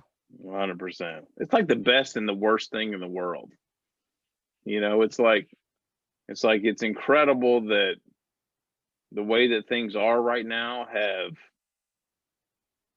like, I mean, the biggest success story out of the past 5 or 6 years. And I kind of feel like we were on the forefront of that a little bit, not a lot, but was like just the Griselda movement, right? Mm. We kind of started around that, like 2015 was around when those guys started kind of, you know, bubbling a little bit. But yeah, I mean, it's someone like who's a DJ and like loves to dig, and we talked about this last week on the show. It's like I just love finding that next shit, you know? So it's not that we don't want to play a record like twice in 1 week, but there's so much music coming out. Like, you know, there could be like, there could be one record that could turn somebody into a fan, you know? And, you know, if we had not played that record, like that artist's voice may have not gotten heard, you know? I mean, we break artists all the time. I'm not saying that like from a, you know, we're not trying to, you know, stun or, you know, whatever. But it's real. And we've broken a lot of artists on Southern Vanguard, you know, over the past 5 or 6 years. And it's interesting when we come back and revisit with them, you know, in an interview or we just have conversations with them, we're like, wow, you know, you guys gave me my first shot. Like Eclipse wouldn't play it, Premier wouldn't play it, Static wouldn't play it, Beat Junkies wouldn't play it. Like, and no disrespect to them because we know and love all those guys, right? But me for sure. I'm just always looking for that next shit, like whether it's hip hop or whether it's, you know, digging for samples or loops. Like that's just like I love that high. Like I love finding something. I'm just like I don't.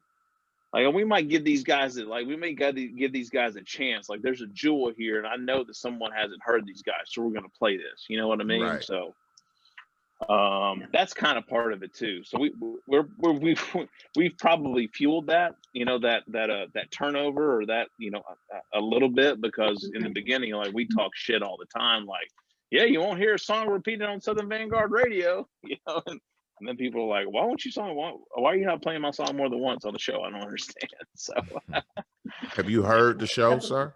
Right. Yeah. So anyway. That's usually it though, because they're not aware.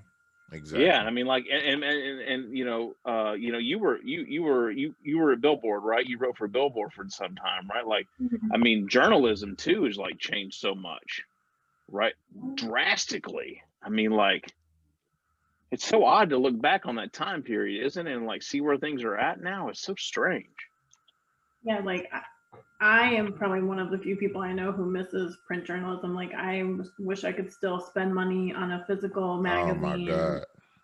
Same thing like with CDs. Like I don't miss CDs necessarily, but I miss like the liner notes and the lyrics and all of that stuff. Yeah, it was a whole experience, you know. Yeah, you don't get that with MP3s. Like I know artists try really hard to create an experience with it with album art and any kind of other extras they can include, but nothing will ever compare to that. Nothing. So it's funny, like the new Breeze Bruin record just came out, right? From the Juggernauts. And you know, I got that record from Queen Heroin, and she just happened to send me the you know, not the cover art, but she sent me like there's a piece of artwork that is like basically the album credits for the album. Mhm. I don't know where you would see that, but like when you look at the album credits for the album, like they did this really interesting thing where they put dates on all the songs on the record, Hmm. which, you know, if I had not known this, like I would have thought all these records were brand new. Like, so this Right. is like, these are all these records that have kind of like been in the stash, or they've been ideas, Mhm. but like for whatever reason, like Breeze like assigned dates to them. Hmm.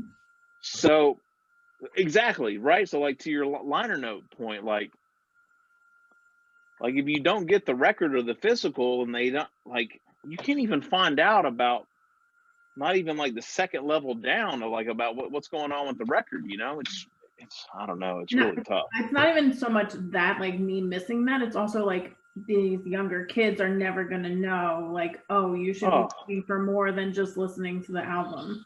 They don't have time for that shit. Yeah, they don't care.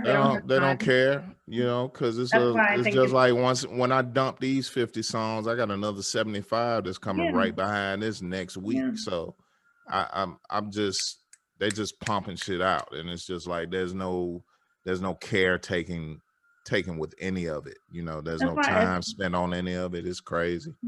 I fear for producers mostly because I can't tell you how many records I loved as a child that I didn't ever like pay attention to the fact that it wasn't the group that produced the record. It wasn't until years later that I discovered Dilla.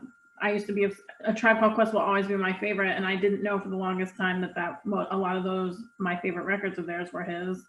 And I knew that because I went back and looked at the liner notes. So right. I fear for the future.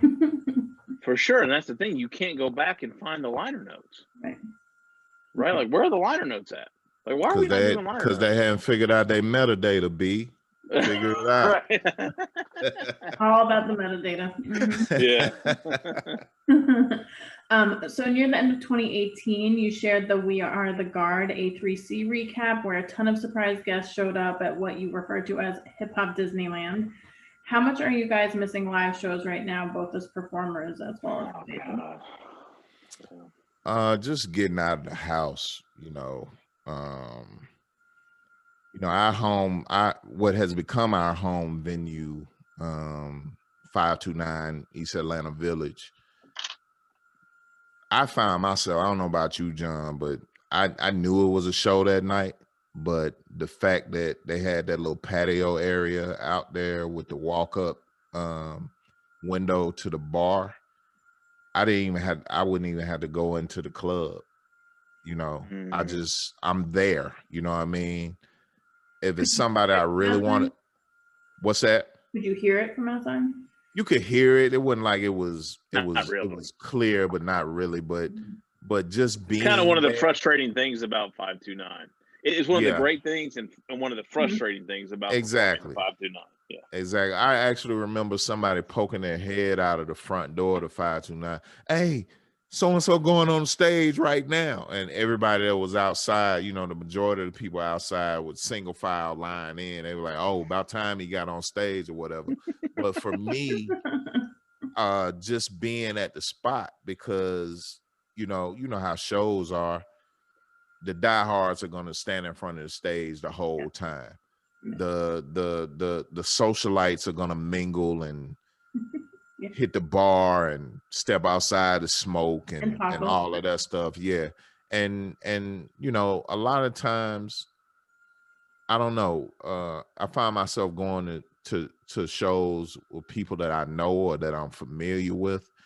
If it's somebody that I consider a friend, I'm there in support. I might even pay the entry fee, the ticket fee, the entry fee or whatever, but I don't necessarily have to be in there. You know what I'm saying? So I can sit outside, drink a beer, drink a shot, talk with whoever's outside, and just enjoy the environment. Yeah, I mean, I don't have a problem being cooped up in the house like I've been, but when you start thinking about that and being outside and bumping into people you hadn't seen in a minute and stuff like that, yeah, that's missed. But I will say this, at the end of all of this, whenever it's over, I might still need you to stay 6 feet away from me. Like just because I've gotten accustomed to that. And you know, I'm good with the fist bump and all of that. With the elbow. Yeah, I already been on that. You know what I'm saying? Yeah, I'm good with that too. Yeah, so it's just like I don't know how much is gonna change, but you definitely miss that energy. You know what I mean? And as far as the performing goes, we had been relegated to hitting the stage once a year, if that. You know what I'm saying? So, but when we do get on that motherfucker, we get on that motherfucker, and it's like you're gonna remember that. I think the last one we did was for Lisa, for the Jax celebration. And I mean, we tore it down and we had a good time, and it was like a family reunion, a who's who of Atlanta underground and stuff like that. So yeah, you definitely miss stuff like that. But it's all about just being safe and being healthy and all of that right now. So yeah, that's the most important thing right now. Yeah, I think that well, I mean, first off, that showcase at A3C, again, back to the not playing anything, that was a total fluke. Like literally a total fluke. I mean, there were so many things that went down with that thing that are, again, like you know, you can't recreate it. You can't recreate you that. you really can, because you know when this show or podcast or whatever started kind of gaining, you know, a little bit of momentum, I talked to Brandon Boyle at Speakeasy. Big up Brandon, you know, who by the way is one of the last of the Mohicans as far as someone that's like, you know, standing for the underground here. You know, I don't think people really underestimate what he's done and continues to do, and you know, God, I hope he's still going to be able to, you know, be involved when we get past this. But, you know, I think we were at 529, I think, for a Rex, maybe the Rex show that we did, Meeks. And I was like, I just kind of want to do something like coordinated with A3C, but I want to do like a Wednesday or a Thursday night. Just had the homies come through, and like, again, no pressure, no money, no whatever, just like. And he was like, well, it's interesting you say that. He's like, because I've heard that Bumpy Knuckles is going to be in town, and he's looking for a spot to rock at, like, because he's going to be here for something else, for a panel. Yeah. And I mean, this thing, like, as soon as the Bumpy Knuckles thing we got figured out and we popped that thing into the flyer, like, that thing spun out of control. Right? So, I mean, it was crazy. And then all of a sudden, like, Opio's calling, and Opio and Breakbeat Lou were starting to work on their project back then. And Opio knew Brandon. Was like, they had been to A3C a few times, you know, prior to that. And really the guy that added fuel to the fire, I'm going to blame all this shit on him, is the architect, because the architect and I had been building over the past A3Cs because he had been in town with Opio. And, you know, we just kind of hit it off, and like we keep in touch, and that's just a good dude right there. We just kind of clicked a little bit. And, you know, he just kind of kept on, like, you know, like pushing me, like, man, you need to do this thing. He's like, man, I want to come out there. Like, let's try and make this thing happen. So really, I mean, it's really kind of him and Brandon Boyle were really the guys that kind of made that whole thing happen. But I mean, what happened that night when Large Pro showed up? Look, in one building, we had Large Professor, we had DJ Premier, who was in town because he was performing with Royce that weekend on the main stage at A3C. Premier was in the building. Wait. Large, Premier, Diamond D, Lord Finesse, Dion Ferris, just hanging out on some cool out shit. Big up Dion. Yeah. And then DJ Hurricane. DJ Hurricane showed Diamond up. D. No one. And then Kev Brown, Jay Cyanide, Rashid Chappelle, Bumpy Knuckles, DJ Wayne Ski, Noah the Flood, The Architect, Casablanca, Bozak Morris, Dylan, Bat Sauce, DT. I mean, it was just incredible. Bananas. J57, Raz Kaz, El Gaunt. Incredible. That's how Premier came through. Gaunt pulled that for us. Hey, you convinced Premier to come out. Big up Gaunt. I mean, that shit was just fucking bananas. Mm-hmm. And then Large Pro comes out on stage. We had no idea that was going to happen. No idea.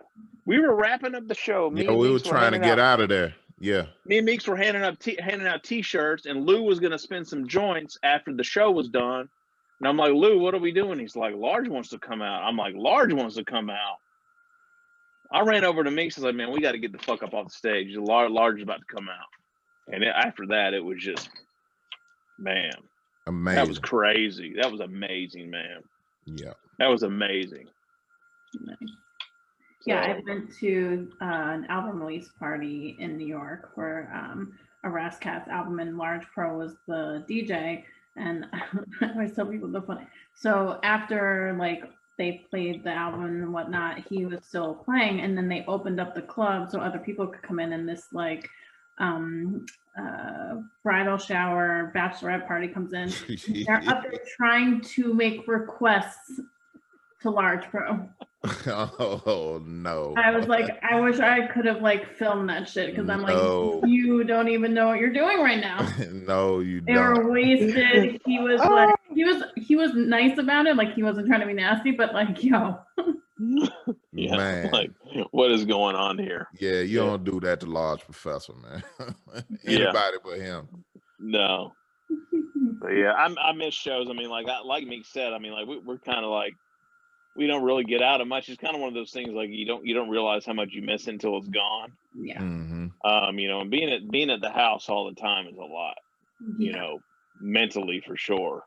Yeah. So I mean, like my joke is, I'm like, I'd chop off a pinky finger right now if I could go out to a show at 529. I probably would too. You know. Mm-hmm. So we'll see. Well, it's kind of it's unfortunate too, because Meeks and I were talking about, because that A3C show went so well. Mm-hmm. You know, we were again back to the like trying not to do too much, but still trying to do stuff. Uh-huh. We're like, all right, well, like this, like doing these kind of live events, like might be our thing. Like we have these relationships with the artists, and people just want to come down to Atlanta and kick it, and it's cheap to come down here. We're like, well, you know, maybe we can do this more regularly. At one point, we were talking about doing some shows in New York and partnering up with some people up there. And then we did our 5th anniversary show.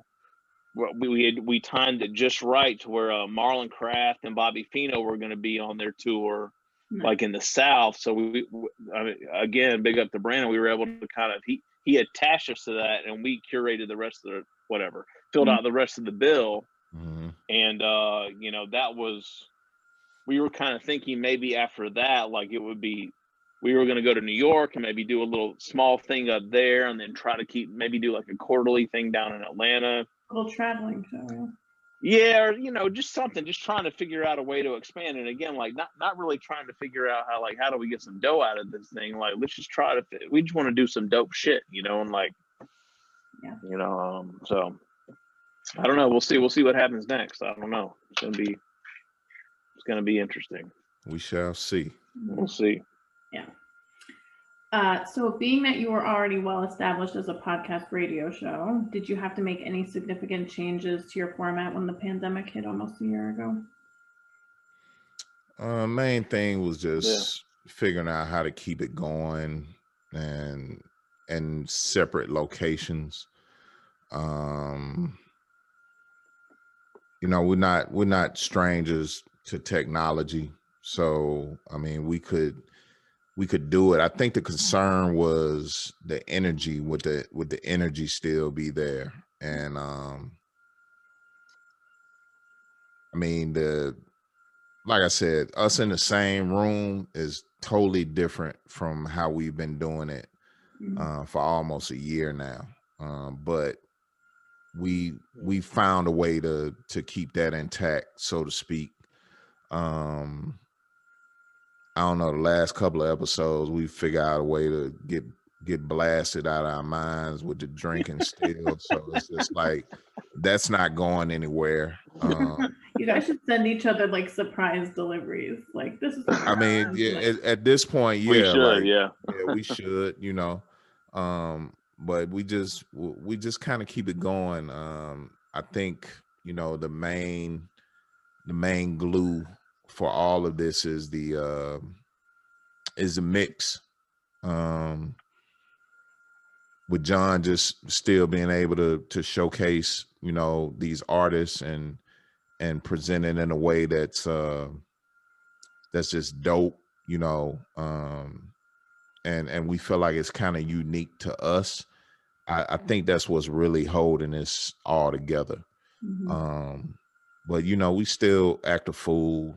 We was just talking back and forth today on the text about the end of episode 278. It's just fucking stupid. It's just like, and he asked me, are we the only ones that think this think this is funny? I'm like, it doesn't matter. Funny is funny, man. That shit is hilarious to me. I listen back to all of this shit because, for one, the way that we drink, you forget half of this shit by the time it comes out on Tuesday. Like hearing it for the first time. So on Tuesday, I just, in the middle of the day, I just hit this. I'm like, dude, did you hear what?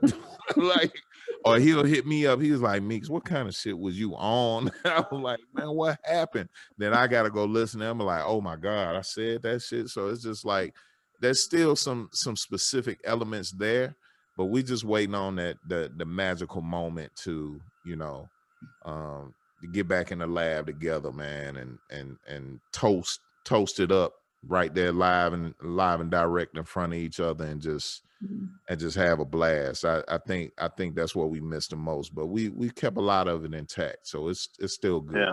Still a good time. If not before, you could probably figure something out doing something outdoors when it gets warm enough. I don't know what it's like temperature wise, but outside. I know. It's almost springtime here now. Yeah. It's crazy. The thing is, I don't know how we would do it outside, like in my, because we record the show in my lab, right? So I can't really do that outside. No, I know, right. But you could do your show, and then you guys could pick like a location that's convenient, I guess. I don't know. It's just an idea. No, trust me. I've thought about. I'm like, how can we thought do about this? all this shit. I mean, I'm sure. It's crazy. It's just the noise. That's the problem. Yeah, there was one idea about me still going to Jon's house and running a cable to like one of the different rooms in his house, or even outside. There's like a little concrete area by the door that I enter. And maybe I could sit out there. But it wouldn't be any different because you'd still be on two different cameras. Yeah, it'd still be the separation there. I think our superpower is us feeding off of each other in that same room, or I'll get a stupid look from him. He'll definitely get a stupid ass look from me, and it'll just set us off. And all of this shit. You can still get that now. We can. Yeah, we are. Do. But it's different in that room because it's just like, I mean, there's certain points in the show where the mics just go dead because we laughing so fucking hard, and the show is still recording. It's just like, all right, man, we got to get back on track. This shit is stupid. Yeah, I mean, I miss it. I ain't gonna lie to you, I miss it. But we I miss it too. So it's we're thankful for that. The game changer for us, and Meeks does not like to hear this because we still talk about how, like, he wants to throw that fucking iPhone through the window, but Meeks ended up like having an unintended family cell phone upgrade across the board, and they got iPhones that changed the whole shit. It changed the whole thing, and especially a couple months ago, we actually got an audio interface that works with his phone, and so now, like, if you didn't know any better, like it almost sounds like he's in the studio. So like what he's on right now is actually a Focusrite interface plugged into his phone, and like he came over and we sat outside like on the porch. Yeah, y'all look so casual to me right now. Here I am with a mic stand and with your mic, a popper and a real mic, headphones. I should be interviewing both of y'all right now. Right? Yeah, Meeks is definitely the best sounding person right now. I didn't know if I was going to set mine up, but usually I have it set up like Meeks, and like it sounds a lot better, and it's kind of giving us like additional fuel. Like, okay, like we can get through this, because I'm not gonna lie, I know both of us thought about it. Like, man, what are we doing right now? Yeah, like why are we doing this? You know, and then like about the time that one of us would be thinking that, or we're frustrated, or like, you know, because it's not all fucking peaches and cream when we log in at 9:30 on a Sunday night. Yeah, we're like, man, fuck this shit. I haven't been outside the house in 7 days. Or like, why are we doing this? I mean, don't get me wrong. We think that regularly. Like whether we say it or not, we know one of us are thinking it like at any point. But man, about the time that one of us is thinking that, like someone will drop a DM in, and they'll be like, man, like I really appreciate you guys doing this. Like, especially through the pandemic. I know this is hard. Like, and then I'm just like, man, we got to keep this motherfucker going. Got to keep it going. Everybody, right? Yeah, and with what you do with your platform as well, right? Like, I mean, it's like this is how folks are getting by right now, right? We're really like, we're really like we're helping people with this, right? Yeah. But you know. Yeah, I'm in the same headspace as you guys. It'll be weeks where I'll be like, I don't really know if I want to feel like hitting anyone up for an interview, and then people will contact me, and I'm like, oh, okay. Yeah. Right. Kind of on autopilot or whatever. And then you do it, and you have a regardless. blast. Yeah. Right. Oh, yeah. On nights when I interview people, I don't go to sleep till like 2 a.m. because I'm on such a high afterwards. It's like my favorite thing in the whole world. Like talking to people. Dope. I just love the experience. So. That's real. We had the same problem. Like we'll I told like the past couple of weeks, like especially during this pandemic, like towards the end of 2020, I mean, we were doing like 3-hour mix shows because we were both so like we just needed it so bad. We were just like, let's just keep going, let's just keep going, and then like we had a point a couple of weeks ago, like, man, I can't stay up to 3 o'clock in the morning anymore. Like we gotta get on. Tone it down a little bit. Yeah. I was a 10 p.m. asleep chick before all this shit happened. Like, I'm lucky to sleep before 2. Right. Yeah. So you celebrated your 6-year anniversary earlier this month, as we mentioned, and you shared episode 277 in conjunction with an interview from Pittsburgh's own Hubs just last week. Did you ever think you'd take the Southern Vangard name this far? I think the obvious answer to that question is no, just because starting out, you just didn't know what we had or what the potential was for all of it and things like that. But yeah, you could say no in that aspect, but when you think about it and you think about how powerful that name is, the Southern Vanguard, like we are the vanguards of the South as far as this hip hop shit goes. It kind of really didn't have a choice but to go as far as it's gone now, and it probably really doesn't have a choice but to go as far as we can take it, as long as we continue to do it. So like I said earlier, once we locked in on that name, and again, you know, when you're the vanguard of some shit, you're it. Yeah. You know, it's, you know, I don't expect anybody to come up with the Eastern Vanguard or the Northern Vanguard or the Western Vanguard or something like that. They can do that shit. That shit'll be corny, but we are not to get corny on you right now, but we are the Southern Vanguard. Not corny. True. And that's just the way it is, you know. So it's just like it really doesn't have a choice when you're the vanguard of something. it's you, and you have to be that. And that's just how I look at it, man. But it's been a hell of a journey. I appreciate it. I'm thankful for it.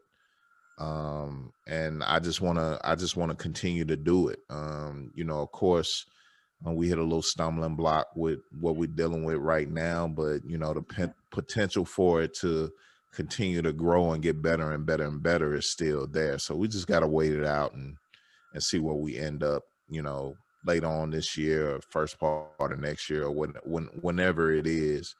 It's gonna be interesting. It's gonna be interesting. Yeah, I don't know. We'll see. I mean, I don't think that I definitely didn't think that it would go this far. I also didn't think that we would have I didn't think that it would have the impact that it's had. I definitely don't think that. I mean, for someone to say, you guys gave us our first shot, or for us to be, super early on someone, or, I mean, back to the Sean Price interview, like to say that we were, I think, the last, recorded conversation with Sean that we know of that's public. I read that too. I mean, that is completely overwhelming to me. So I mean, that alone is, it's kind of funny. Like that's kind of why we talk all that Smithsonian grade shit all the time. Like a lot of it is us just talking shit, and just talking crazy. Like I really hope that like people don't take us too serious, because it's really just Meeks and I just like, it's beyond barbershop banter, right? It's like, it's like, you're hanging out with your homie, like, faded, just talking shit and like playing music, like we just happened to hit record and let the world hear it. Right. Yeah. So, but at the same time, I mean, the level that we do things at, and I also don't think that people realize how much work we put in every week after week to produce what we produce, whether it's reviewing, especially when you have other jobs. Yeah, it's a lot. Yeah, well, this is not like, I mean, look, trust me, there are negative. If it was just Southern Vanguard and we were talking about dollars in the bank from Southern Vanguard, trust me, we are way in the red. Oh my goodness. way in the red.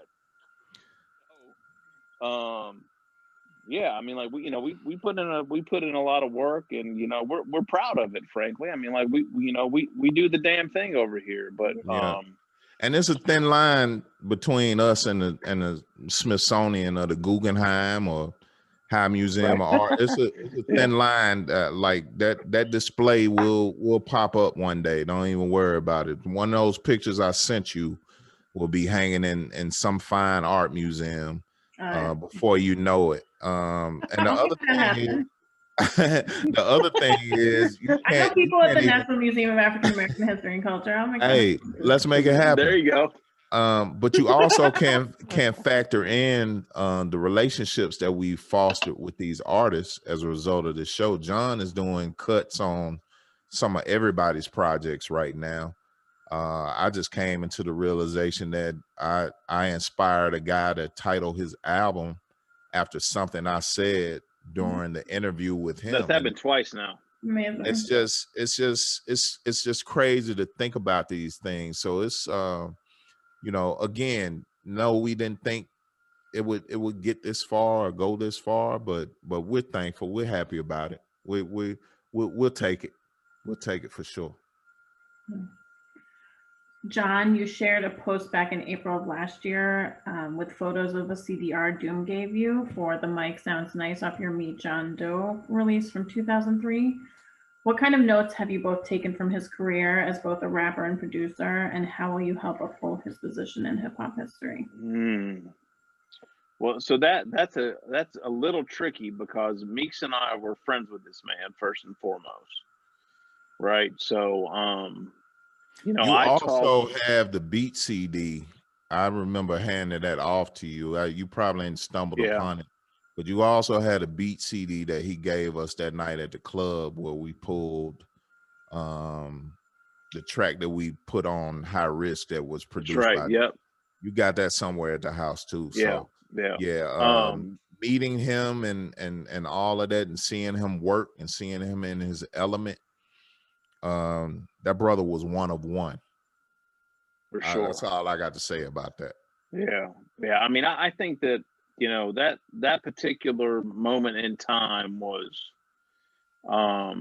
that was a pivotal moment for us, like not knowing it at the time. I mean, you kind of like, you talk about the Sean Price interview, like there are these certain things that, you know, that happen in your life that you don't know that are pivotal at the time, but they end up being pivotal.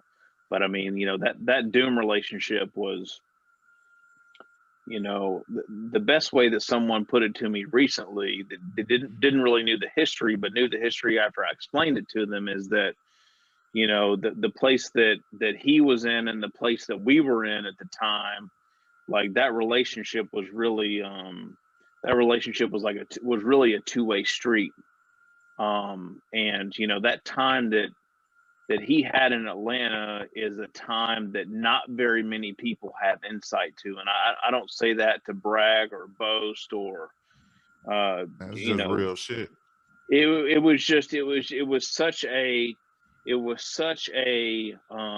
you know, that guy was really in his, you know, still in the middle of his rebuilding time. And for whatever reason, you know, we were kind of by chance and fate, like interjected into that, or injected into that point in his life. And we were just hanging out on some cool shit. I mean, that is really, you know, like, I mean, again, like, you know, Count Bass D just happened to come into town that weekend and was staying at my place, and he had been talking to Doom, and that's how kind of the whole relationship set off. And then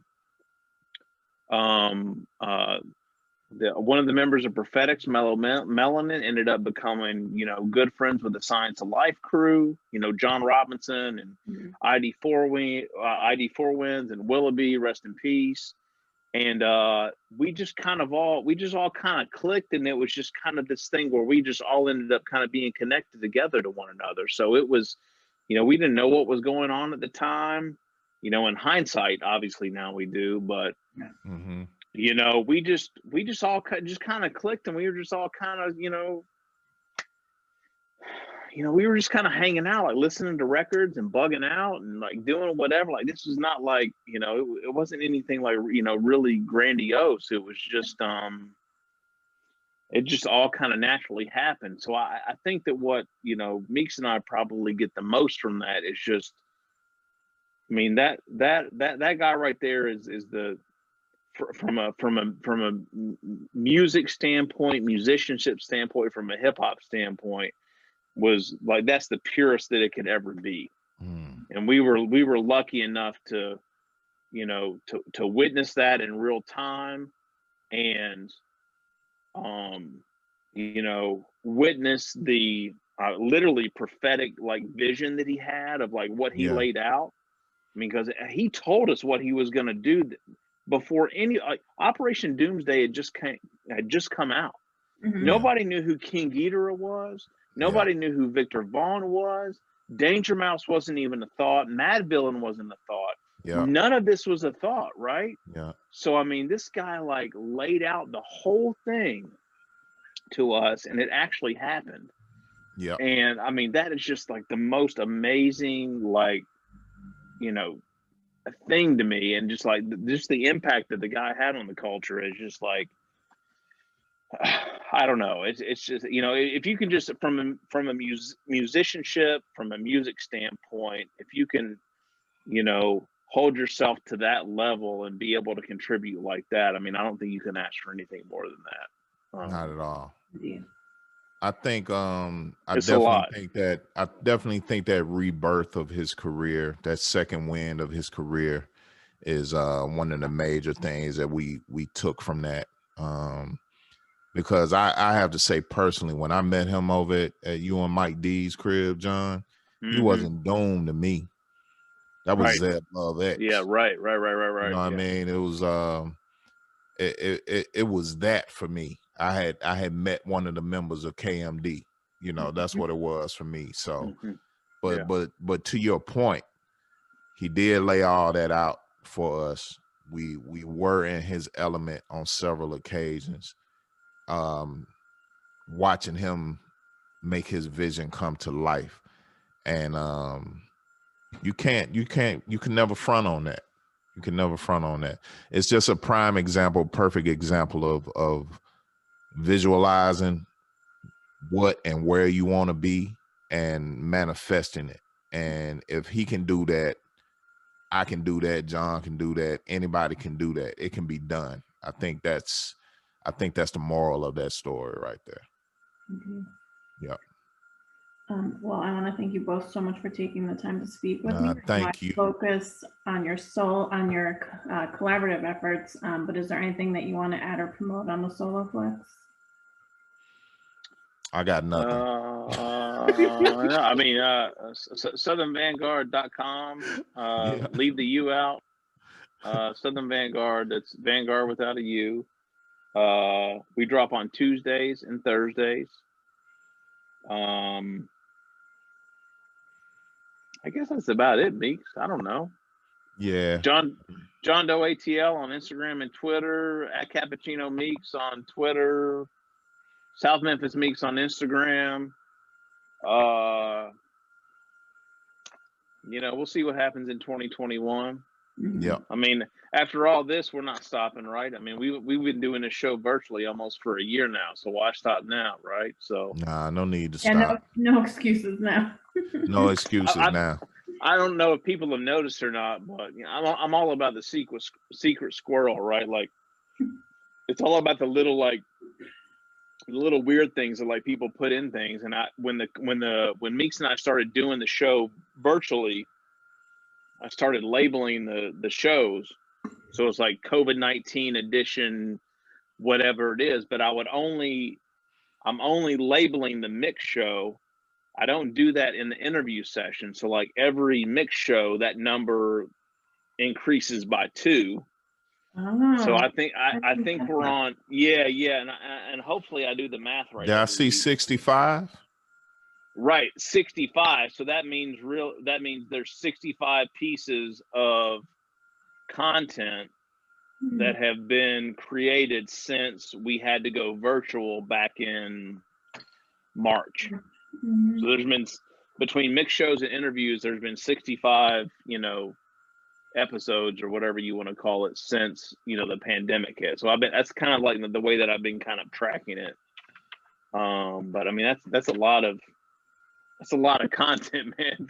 Still, yeah. When I was doing the research for this interview, I was like looking at other radio shows too, and you guys, like you said, like you're not really like upper echelon, but I don't know how many other radio shows knocked out almost 300 episodes in 6 years.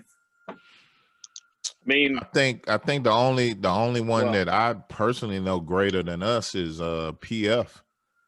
He's clocking in at what, 11 years? Oh yeah, East New York radio's been running a long time. Yeah. Big up PF Cut. Oh, I don't even like longevity. I just mean like how much content you knock out in such a short amount of time. Oh yes, yeah.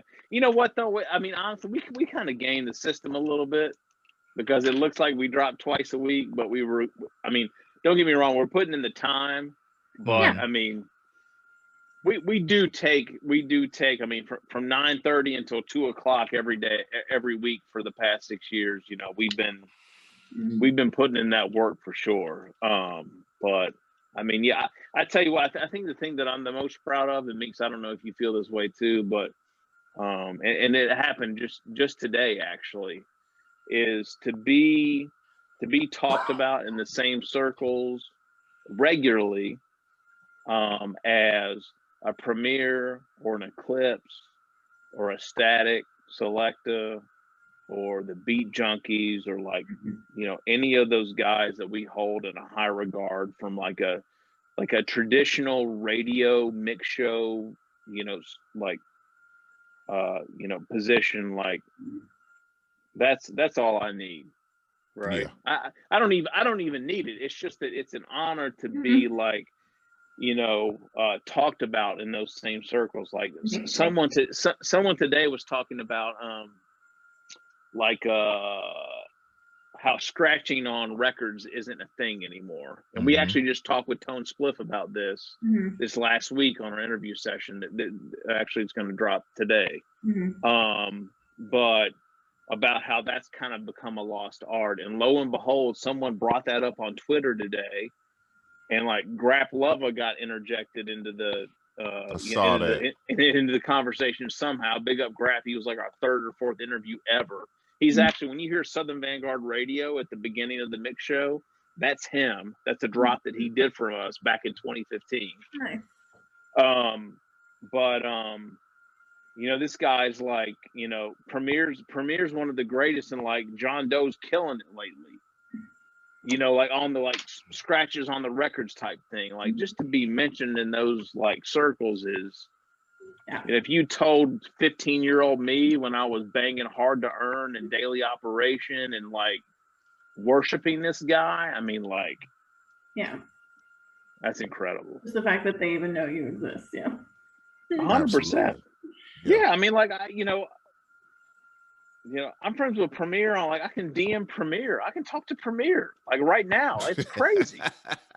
I'm on Premier's mailing list for MP3s that he's. I mean, like, that is the most amazing shit to me. I mean, Large Pro was like sitting right there, like 2 years ago. Like, I mean. Yeah, no, I feel the same way. I DM regularly with a bunch of people that I've interviewed, and I'm just like, what is this life? Yeah. Right. Exactly. It's incredible. Like, it's just amazing. I think it just proves what genuine guys you are, because I think that's been a thread a lot through a lot of my interviews, is that you go far in this culture sphere, whatever, if you prove yourself to be genuine and not just trying to like chase the dollar. That's very true. Yeah, it's very true, and it goes a long way. Yeah, for sure. Meeks, I told John when you ran to get a beer that I probably want to interview both you solo, because you both have such rich pasts that I would like to dig into a little bit. So I'll probably hit you guys up for. I'm open. At some point. Anytime. Yeah, sure. Anytime. Whatever you need. We appreciate it. And I first saw you on the DJ Pocket interview, and I was thoroughly entertained by that. He's one of my favorite people. I play virtual poker with him now. Oh, that's crazy. Oh, do you really? That's my dude now. I fucking love him. That's crazy. But yeah, I like told me to reach out to you guys. Like, I've known about you for a while, but I like never thought to interview you. And I was like, oh, that's a good idea. I was really enjoying the comments on that IG live. It was because we was his people had checked in. He had put the post out, I'm gonna be on here tonight, blah blah blah, and we were cracking jokes in the comments, and it was just a good time. So I appreciate you, and I like what you do. I love to. I'll talk to you anytime. It's not a problem. No doubt, absolutely. Yeah, I think that's my favorite part about the interview series is I think when I first started, I did like the same like generic questions, and then at a certain point I started like taking longer and longer. Now it probably takes me a good like 5 hours just to get questions together, because I like to dig. And I think that one of the things that really made me feel good was when Rich Medina compared me to Narwhal. He's like, yo, who are you, Narwhal? I was like, oh shit. I was trying to be big that's time. A compliment. That's big time right there. I know. Yeah, that's big time. I'll take it. That is big time. I don't want to be that person that's like digging for dirt. That's not who I am. But yeah, I appreciate the same. Yeah, for sure. Yeah, that's a compliment right there for sure.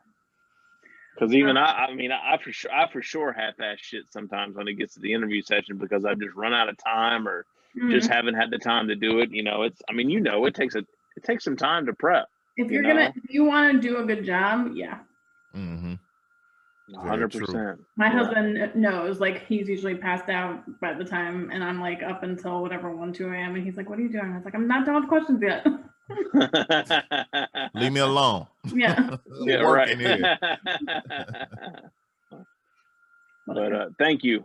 Thank you sincerely. Thank you. This has been a blast. Yeah, this has been awesome. Yeah. Down to talk to you guys anytime. Absolutely. Yep. You know where to find us. Yes, I do. For sure. All right. Have a great night. Thanks so much. All right. You too. Take care. All right. All right. Peace. Oh, and I'll let you homie. know. I'll probably post this up on YouTube this weekend, and then start posting like clips and whatever on Instagram. Okay. Sounds good. And we'll put our foot behind it too. Yeah. Oh, I appreciate it. I was gonna say, when you said that about people not sharing the interview afterwards, I never even really thought about that. But yeah, that is kind of fucked up. Yeah, it's pointless. Awful. Yeah, it's pointless. It's just like, that's one of the things that John is be like, why are we doing this? I'm just like, man, we'll continue to do it. I mean, when we decide not to do it anymore, yeah, exactly. That's what it is. And if they don't see the value in it, at least we see somewhat of a value in it to the point where we continue to do it. But yeah, we'll definitely you don't have to worry about that. You'll probably get tired of us posting that shit because for sure. Yeah, I've had a couple people where I don't get tired of it, but I'm like, oh, they're still posting that? Okay. Yeah. It's that's value. The best. That's the way it should be. That's the way it should be. Exactly. That's right. That's what it's for. Me, it's for you. Yeah. So if you if you enjoyed yourself, or there were parts that you really like that you want to make sure people see, obviously you can share it. Especially since it's been 2.5 hours. So exactly. Well, you'll have for sure. Thank you, guys. Thank you, Laura. Thank you again. We appreciate it. All right, peace. Peace.